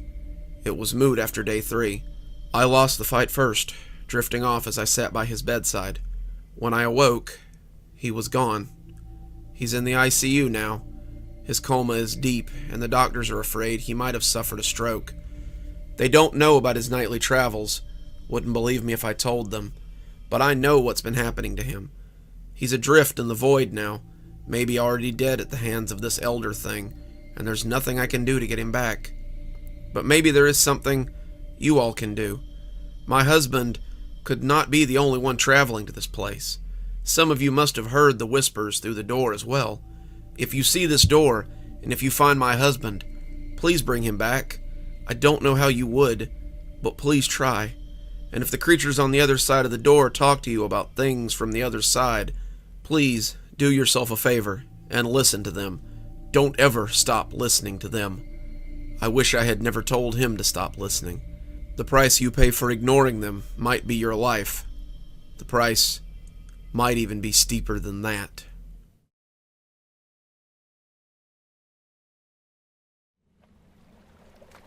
Liz couldn't really say she didn't know why she was here, but she could question why. Why a wise and just God would leave her here was beyond her, and if this was his plan, she wasn't sure of his wisdom. She could see him standing in the shadow of the palm trees, eyes red like a dog caught in the flash of a camera. All it did was stare, but she felt as if it wasn't all it intended to do. The trip had been one they'd planned for years, a girls' trip to the Bahamas, just her and her old sorority sisters, on a cruise for 5 sun-soaked days. Liz had been looking forward to it. It'd be nice to get out of the house for a while. Her BA in administration had mostly made a great dust catcher in the last 8 years since her graduation. Between the kids, the house, and her husband, and her call center job that she did to bring in a little spending money, she had little time for anything else. Well, that wasn't entirely true. Liz had contented herself with talking with her old sorority sisters, Janet, Claudia, and Maria, about their lives and what they'd all been up to. Janet wrote for a food blog, she and her husband jet-setting around as he ran his export business, and Liz loved to hear about all the foreign places she found herself in. Claudia was a lawyer, always the brains of the bunch, and Liz often celebrated with her over the computer about her courtroom victories. Maria was a designer in New York, and Liz would be lying if she didn't admit that she grudgingly lived vicariously through her bestie. Maria lived like one of the girls on Sex and the City, with a constant diet of different men, different gigs, and different problems that seemed to fix themselves before they got out of hand. Liz's life, in contrast, was pretty mundane. Her friends gushed appreciatively over the pictures of her kids, none of them having any, but it was clear that their admiration was mostly lip service. They were out living spectacular lives, while Liz was stuck in the gilded cage with her eggs. She was comfortable. Harold was a good man who took care of the bills and gave her whatever she wanted. She loved her kids dearly, but watching her friends as they went about their lives made her feel like hers was going nowhere. As she sat beside the fire, alone and watching the red-eyed creature, she now wished that she had stayed in her comfortable rut. When she had told Harold about the trip, his only real concern had been who would watch the kids. Harold was a dutiful husband, but he reminded her of an old song her mother had liked. She couldn't remember the name, but her mother had played it on cassette as she cleaned the house. Harold reminded her of a line from the song, one her mother always sang in tones of deepest disgust, a line that embodied Harold as much as it embodied her own father. "I'll raise the children while you go have a beer. Where is my John Wayne? Where is his shining gun? Where's my lonely ranger? Where have all the cowboys gone?" It was a good line. It encompassed her life so well. Harold was not the owner of an export business. He wasn't a model or a defense attorney who might be moved to sleep with her after a trial. Harold was an assistant manager in a company that made oil drilling equipment. He was nice enough, he was stable, but his interest in her had clearly waned. It had happened sometime after their second child. She saw his eyes began to wonder, and if he wasn't already having an affair, that his impending midlife crisis would surely drive him into one. She had assured him that her sister would watch the kids while he was at work, but that he might have to miss his after-work bar trips this week. I'm sure she'll watch them on Saturday, though, so you can meet your associates at the links for your golf game.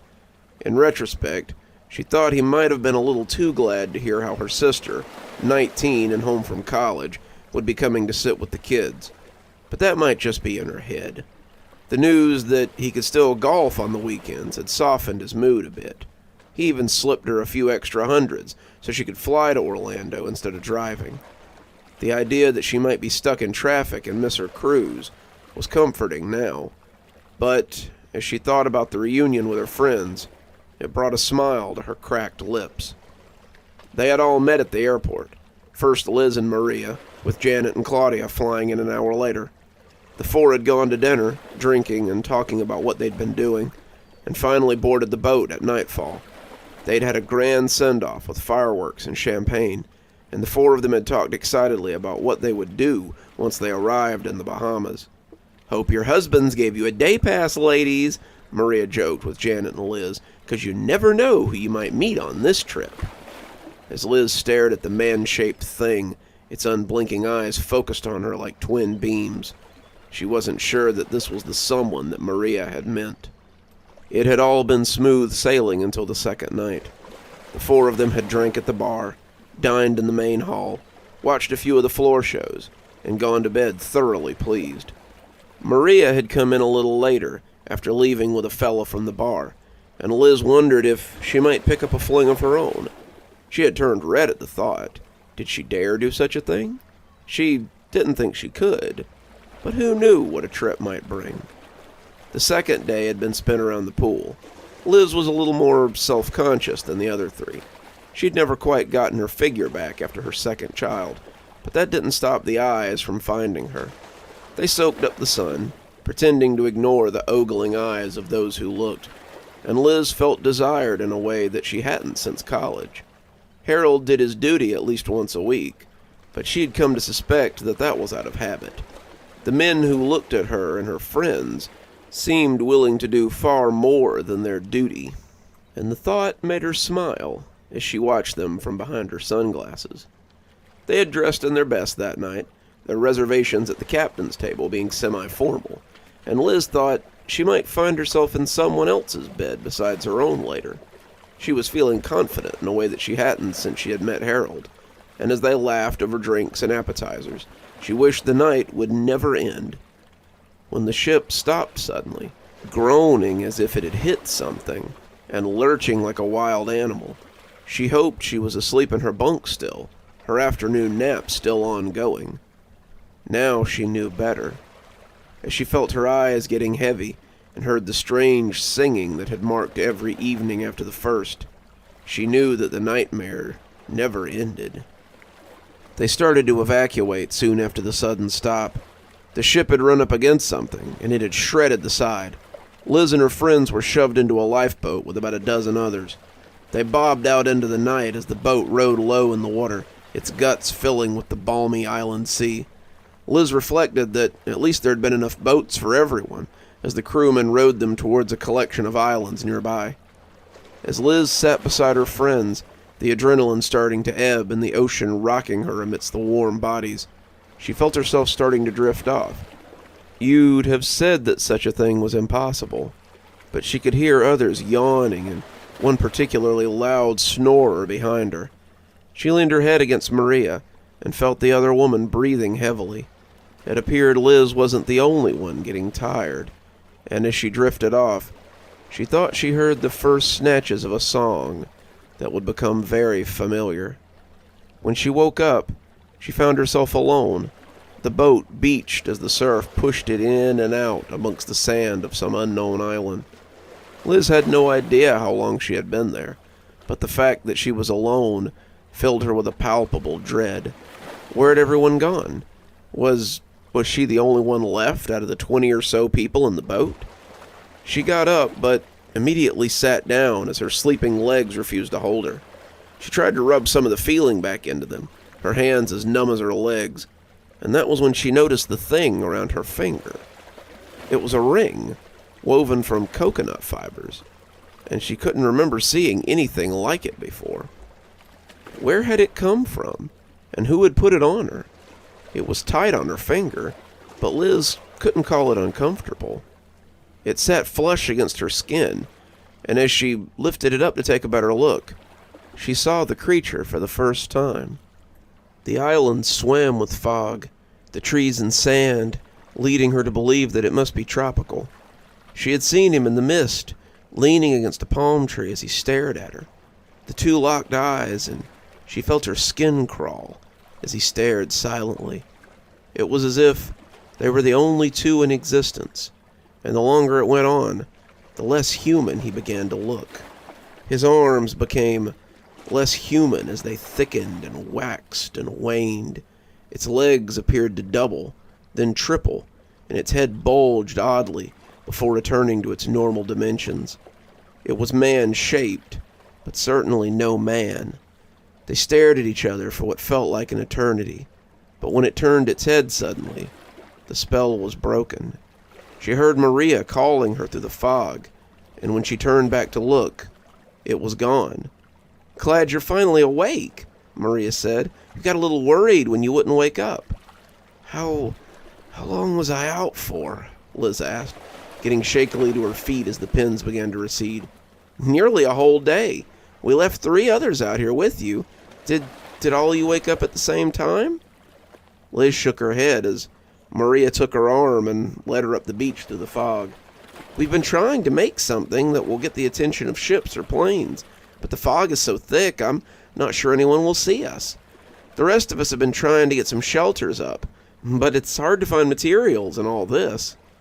As they came through the fog, Liz could see that there were around 15 others milling about. Men, women, even a couple of kids went about their tasks without much enthusiasm. They looked at Liz disinterestedly as she and Maria approached, and Liz saw Janet and Claudia as they turned rocks into words so a plane might see them. They both waved as they walked over to them. The rest of the day was spent raising lean-tos and setting up fire pits.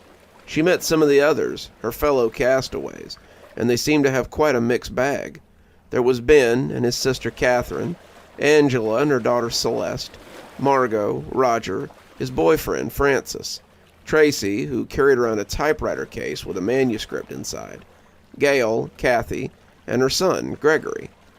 They feasted on nuts and fruit, coconuts, and some little crabs that Ben and Francis had managed to scare up around dusk, and as they ate, the group discussed what they would do tomorrow. "It might be nice to take stock of the island," Ben said. "Find out if there are any others here." "A source of fresh water might be good too," Maria put in, and Liz couldn't help but notice that she kept looking shyly at the older man as he agreed. Liz tried to keep up, but it was hard to focus on planning. It was hard to focus on anything with the pair of red eyes that stared at her from the nearby palm tree. No one else seemed to have noticed it, and the longer it stared, the more she realized that it was staring only at her. Whatever the creature was, it seemed to have eyes only for Liz, though the attention was far from flattering. Her finger itched, and Liz realized that it was the first time she had thought about the ring in a while. She wondered if it had been given to her while she slept. Why not just take her too, if it had gotten that close? As the others began to get comfortable, Liz watched the creature in the fog as it stood its lonely vigil, which was why she was still awake when the singing began. Liz didn't know where it came from or whether it had anything to do with the mysterious voyeur, but she blinked a little too long and found the red eyes had gone when she was awake. She sat blinking, the sounds of snoring vibrating around her. The night was suddenly split by a heavy baritone. It rolled across the sleeping people, hitting Liz like the warm steam off a cup of tea. As she watched, a few of her fellow survivors staggered up, getting to their feet and walking towards the jungle. They moved like sleepwalkers, their legs taking them shakily into the fog. In the dark, Liz wasn't certain who it had been, but in the morning, there were 2 less than there had been the day before. She hadn't slept that night, but as the sun came up and turned the fog into a blanket of diamonds, she pretended to. The last thing she wanted was to answer questions about missing people. No one seemed to notice at first, but by noon the disappearance of 2 people was hard to ignore. "Any idea where Roger and Francis are?" Catherine asked, looking around like she might have just missed them. "Off doing God knows what, I'm sure," Ben muttered, drawing some dark looks from a few of the others. He had made his displeasure at the pair of them pretty clear to everyone but them, and didn't seem to care about their disappearance too much. A couple of people talked about going to look for them, but it was finally decided that if they had gone off on their own, then they would either come back or they wouldn't. People went about their day, some looking for food, others trying to find planes or boats to hail. As the day spun out, Liz wondered if she should tell someone what she had seen the night before. She hadn't told anyone about the man-shaped thing in the jungle, and if it was the same thing taking people, maybe they needed to know. Her thoughts chased her throughout the day, but as the sun set and the fire cast sparks into the night sky, Liz found herself awake and searching for the creature. She hadn't have far to look. It had been there since dusk, just watching her as she sat by the fire. The fog was still a thick pea soup, and the image within it swelled and distorted as she kept an eye on it. Her head dipped and jittered as she tried to stay awake, but when the singing began tonight, it was like a sweet lullaby. She saw 3 shapes rise around her, the fire turning them into silhouettes against the sparks, and as they stumbled away from the dancing flame, she tried to call out to them, to raise some kind of an alarm. She was fading away as the deep, resonant voice drowned her amidst the crashing waves of the beach, however, and soon she found herself asleep. The camp awoke to find they were 10 now, and Liz discovered that one of the shades had been Claudia. Another had been Angela's daughter, and she was beside herself with grief. "Has anyone seen Celeste? She was right here next to me when I fell asleep last night." "We should go look for them," Maria suggested, looking pleadingly at Liz and Janet as she tried to move the others to go with her. Most didn't seem keen on going off into the mist to hunt for people who'd disappeared, especially if there was something out there taking them. Liz found it impossible not to be moved by Maria's words, though, and Janet seemed to feel the same. Claudia was their friend, and Celeste was just a child. The thought of them lost and scared in a strange place made Liz's heart ache, and the 3 assured Angela that they would try their best to find her daughter. She thanked them tearfully. The disappearance had left her in a state of grief so deep that she could do little but sit and rock as she cried. In the end, the 3 set out to search for those who had disappeared, and the others watched them leave, with not much expectation that they would see them again. The foliage smooshed wetly underfoot as they searched, the fog a constant blanket around them. The palms gave way to thin pines and wispy spruces that seemed to grow small, round nuts. The ground was far too wet to see much. Any footprints that might have existed were obliterated by the soupy ground, and as the 3 women searched the jungle, they found no trace of the missing people. Liz was no tracker, but in the movies there were always signs left behind when someone went missing in the woods. Fabric left on a tree, hair hanging from a branch, maybe a swatch of blood smeared across the bark. But there was none of that here. It was as if the island had swallowed them up, leaving nothing behind to mark their passage from life to death. The whole time, Liz felt like she was being followed. She glanced fitfully around as she looked for the man-shaped thing. She caught the odd glance of something, some vague shape amidst the mist, but it was impossible to tell if it was her voyeur or not.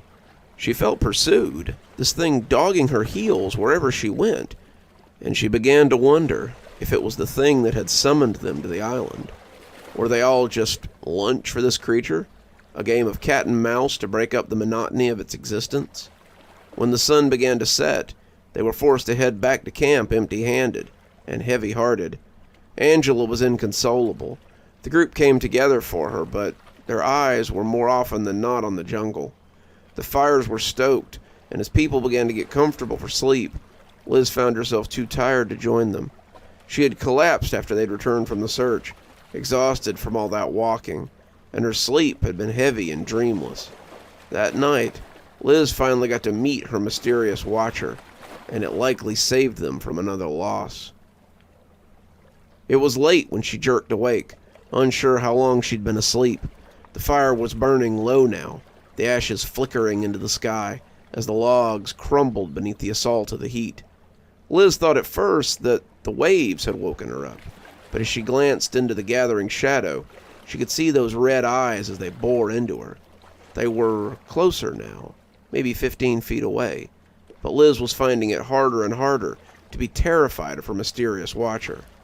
The longer she sat looking at those red eyes, the more curious Liz found herself. "Hello?" she asked, keeping her voice low so as not to wake anyone up. The red eyes blinked, unsure, but when a voice answered her, it was very different from the deep baritone she'd heard singing at night. "Hello," it answered, its voice unsure as its features remained unknowable from behind the thick fog. Do you live here?" Liz asked, feeling foolish almost at once. It had been here since before they got here. Of course it lived here. "Yes, for most of my life, I think." The two talked for a bit, Liz becoming more comfortable the longer it didn't simply leap on her and gobble her up. It confirmed her suspicions that the island wasn't boundless and that her group of survivors were the only people here. She asked about the fog, and it told her that it just always was here, but that it kept everything nice and cool, so it wasn't unwelcome. It would have amazed her how quickly she fell into a normal conversation with this creature if she hadn't been so absolutely exhausted. As it stood, it seemed like the most natural thing to have happened in a while. "Are you the one singing at night?" she asked after it finished telling her about the caves near the edge of the island. It was beginning to lighten on the horizon, and Liz realized that it might leave before she got some of her burning questions answered. The eyes had been crinkling a little as it spoke, clearly enjoying their talk, but as she asked about the song, they took a different downturn. Was it mistrust, or was he ashamed of the answer? "Yes, that's me," he answered, clearly hesitant. Are you the one—" "Liz?" someone said sleepily, and Liz turned to see Maria sitting up groggily. Who are you talking to?" Liz turned back to introduce Maria to the thing she'd been so comfortably chatting with, but it was gone. "No one. Must have been talking in my sleep," Liz answered. There were no new missing people in the morning, but it did little to help the tension. Ben had started talking about making spears or something to defend themselves, but most of the others were more concerned with surviving. Even so, the foragers took homemade spears he had made when they went to look for food. His sister Catherine tried to talk to him, telling him that he was making everyone anxious, but he loudly told her that everyone should be worried about whatever was taking people in the night. Angela looked like a ghost as she sat looking at the waves, and people seemed content to give her space. She was mourning the loss of her daughter, and it was unclear whether her tears were swelling the ocean or the ocean was rushing forward to give her its salt. Liz found herself thinking about the odd creature as she went about her day. It hadn't been like she had expected, and she found herself wondering if it had really been the one taking people. She still hadn't told anyone about it, and most of the others would have assumed that she was going crazy. The thought of those red eyes creeping up to talk to her in the night would have scared some of them and made others think that she was losing it. Worse yet, she suspected that Ben would stay up and try to fight it if she told him, so she kept her mysterious new friend to herself. For the next week, she would stay up after the fire burned low and meet with it. She didn't hear the singing on those nights, and the red eyes seemed more than happy to come back night after night so they could learn more about her. Whatever it was, it seemed very interested in Liz and the life she had lived on the mainland. They talked about boats and cars and television, the food she used to eat, the people she'd known, her family, anything else the creature could think of. Liz would find herself watching him as his body did strange things, thickening and shriveling, multiplying and dividing, and the longer she watched it, the less afraid she became. The longer they talked, the less substantial it seemed to become, and that worried her. Liz found that she was afraid of losing it, the thing that made her feel almost normal. The mist seemed to clutch at it, making its features even less recognizable, and it added a level of unreality to it.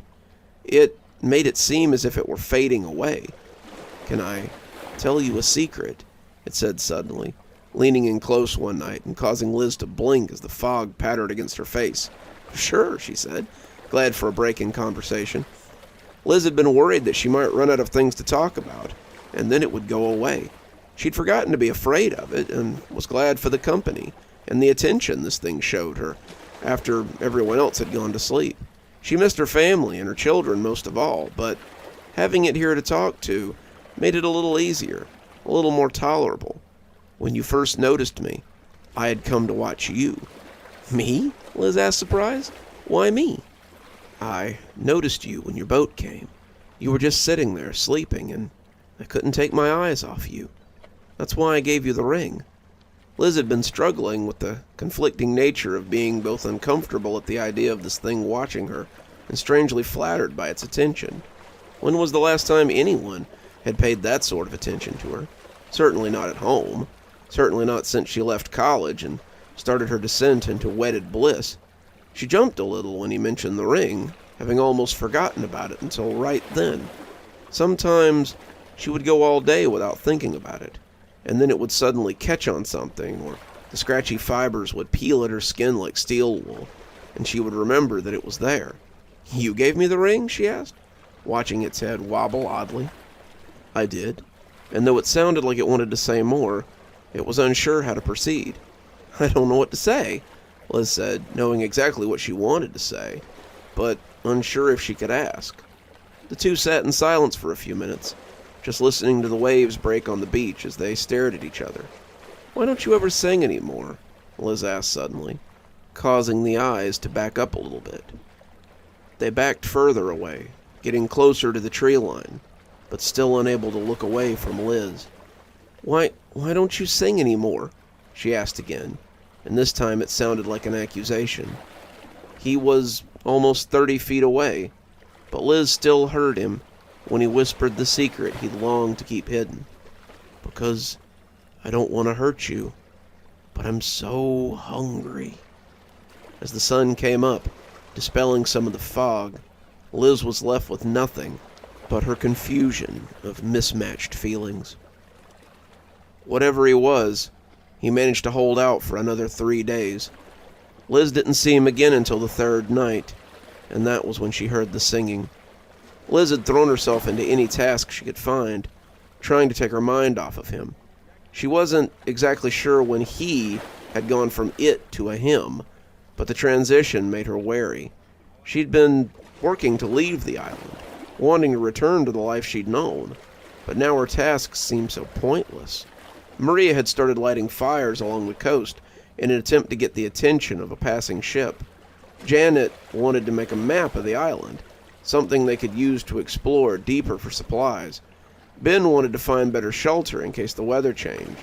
Gail wanted to try to find out if they could see the shipwreck at some point on the island, so they could get their bearings. Tracy just wanted to sit and work on her manuscript, and the others seemed content to just exist here until it was all over. It all seemed very trivial to Liz. Despite this, she threw herself into anything that came her way, whether it was scouring the island for resources, looking for somewhere to move the group, or just feeding fuel to the multiple signal fires. All the while, she could feel the eyes of her admirer as they followed her. She never saw him lurking in the mist, but she could sense his presence. He kept his distance, watching her from afar, and Liz was worried that she had offended him. She had suspected that he was the one luring people away, but she hadn't really understood the implication until he'd spelled them out for her. They would never find their fellow survivors, no matter how much they searched, and it was strange to feel so attached to someone who saw you as food. Angela had disappeared on the second day, but Liz doubted that her new friend had anything to do with it. Angela had done little else but weep for 2 days, the sea drinking her tears greedily. She wouldn't eat or drink, wouldn't come to camp no matter what the time, and when they woke up to find her stretch of beach had gone empty, Liz assumed that she had just wandered out into the sea. It might have been the kindest thing for her, but Ben had other ideas. With only 9 of them, Ben and Gale were now carrying clubs and accompanied anyone who left the camp to forage. They had appointed themselves as de facto guardians of the camp, and Ben seemed to have decided that he was their leader. He and Catherine argued often, but his patience for her seemed to be running thin. Kathy and Gregory had taken to sleeping close to Liz and her friends, and Kathy kept a protective arm around her son at all times. Tracy slept with her arms around her typewriter case, holding it like someone might a stuffed animal, but even she had moved closer to the group for protection. When Catherine came to join them on the 3rd night, they all slept in a shallow pile, like rabbits in a warren. Ben and Gale sat around the fire, blinking owlishly as they kept watch. But to Liz, it began to feel more like a prison camp than a group of survivors. Liz woke up on the 3rd night to the sound of singing.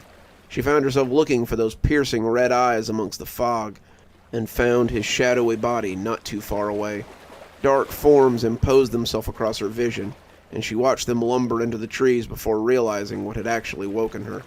It was only Ben by the fire now, Gale having left to go with her mysterious admirer, but now only Tracy's battered typewriter case was left to mark that she had existed at all. Some of the others were beginning to squirm, but instead of lingering, the music began to fade almost at once, making a couple of them jerk quietly as they sat down. One of them had been Janet, all 3 of the women sleeping close enough to each other for some semblance of protection, and as Liz settled back in, she found herself feeling torn about the absence of her mysterious new friend. Ben was upset the next day, enraged by the loss of Gale, and the others stuck close to camp that day. A light rain had blown in, and they seemed content to fix the boat tarp they had taken off the lifeboat to keep the worst of the rain off the fire. They huddled underneath it, shivering as the storm pattered around them. Ben stayed up late, his sleep utterly forgotten, but Liz's visitor didn't come back that night. She supposed he was full after eating so well the night before, but Liz still found her own sleep difficult.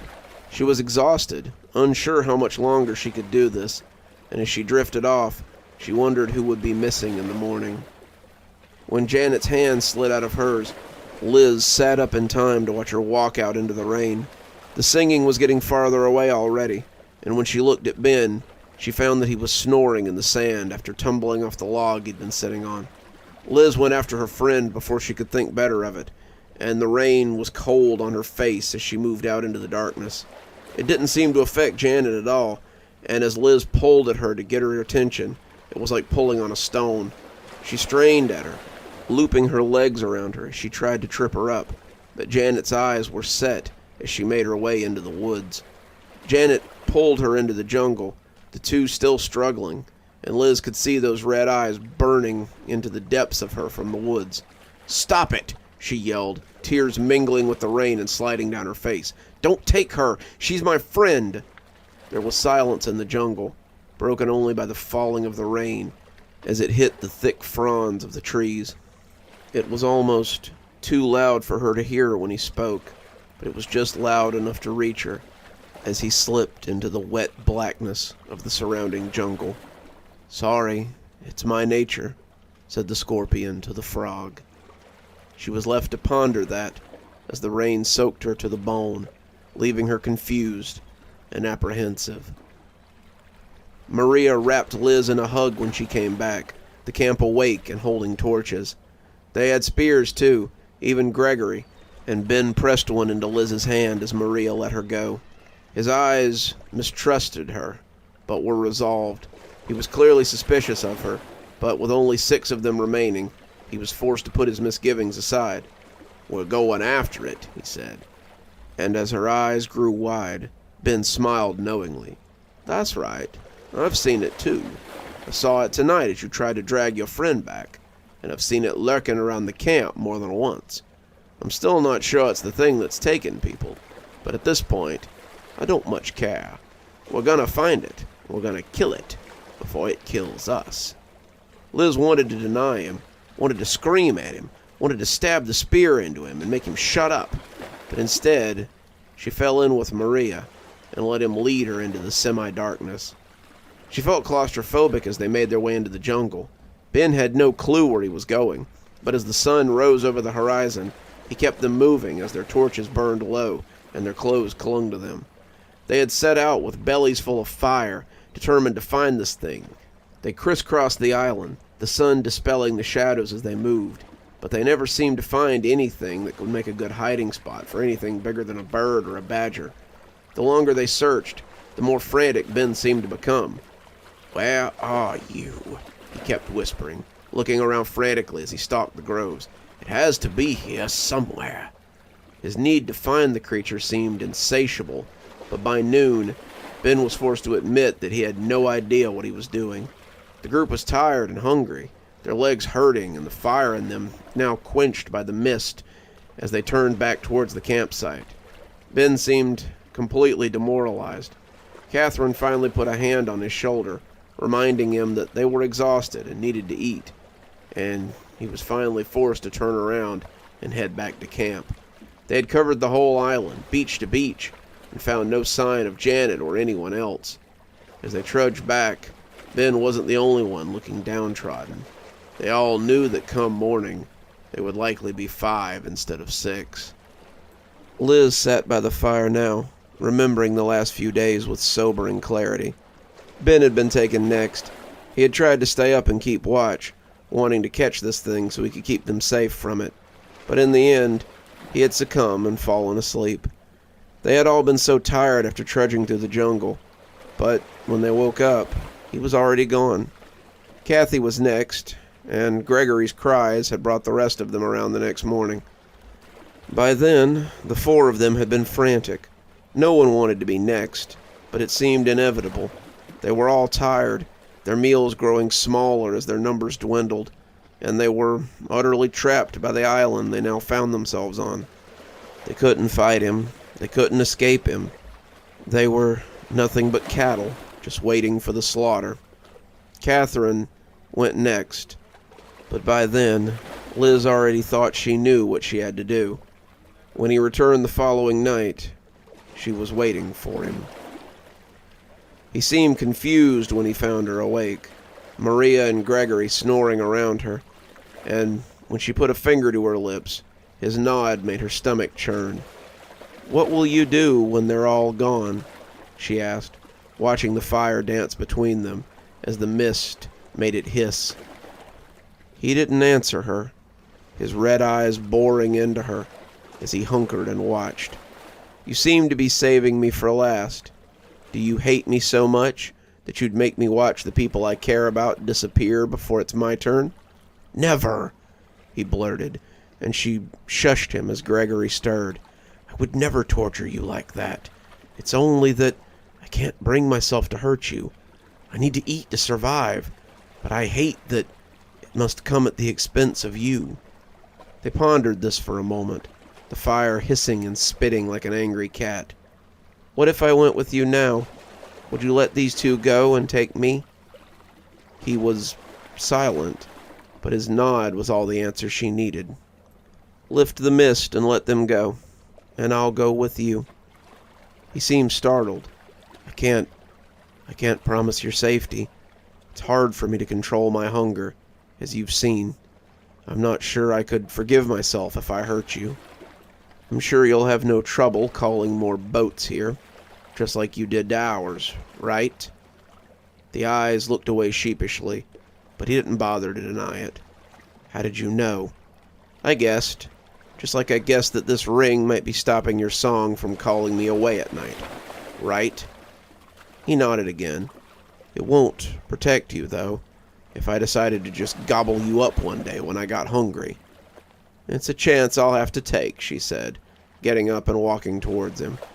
The red eyes widened, but as she walked into the mist that surrounded him, the cold membrane encompassed her and accepted her. Liz felt conflicted as she watched the boat leave with Maria and Gregory. The sound of the deep whistle had brought the 2 around as the sun rode high in the morning, and Maria had called her name for quite a while before leaving with the boy. The ship had seen the messages on the beach, seen the smoke from their fires, and Liz had been afraid that Maria wouldn't go for a minute. As the boat grew smaller and smaller on the horizon, a part of Liz wished she was on it. Another part had already accepted that this was her new home, as certain as she was that she belonged with the man whose strange hand now clutched at hers. As strange as it sounded, this had been the trip she wanted. Her old life seemed so dull now. Harold and her children had already started to fade as she stood beside this strange creature. As she turned to look at him, she wondered if she would become like him one day. Maybe he had been like her once, before being discovered by something like him. Maybe he had left a life like hers behind, sacrificing everything because it felt right. Regardless, this was her home now, and as she turned to look at him, she felt complete in a way that she had never felt before.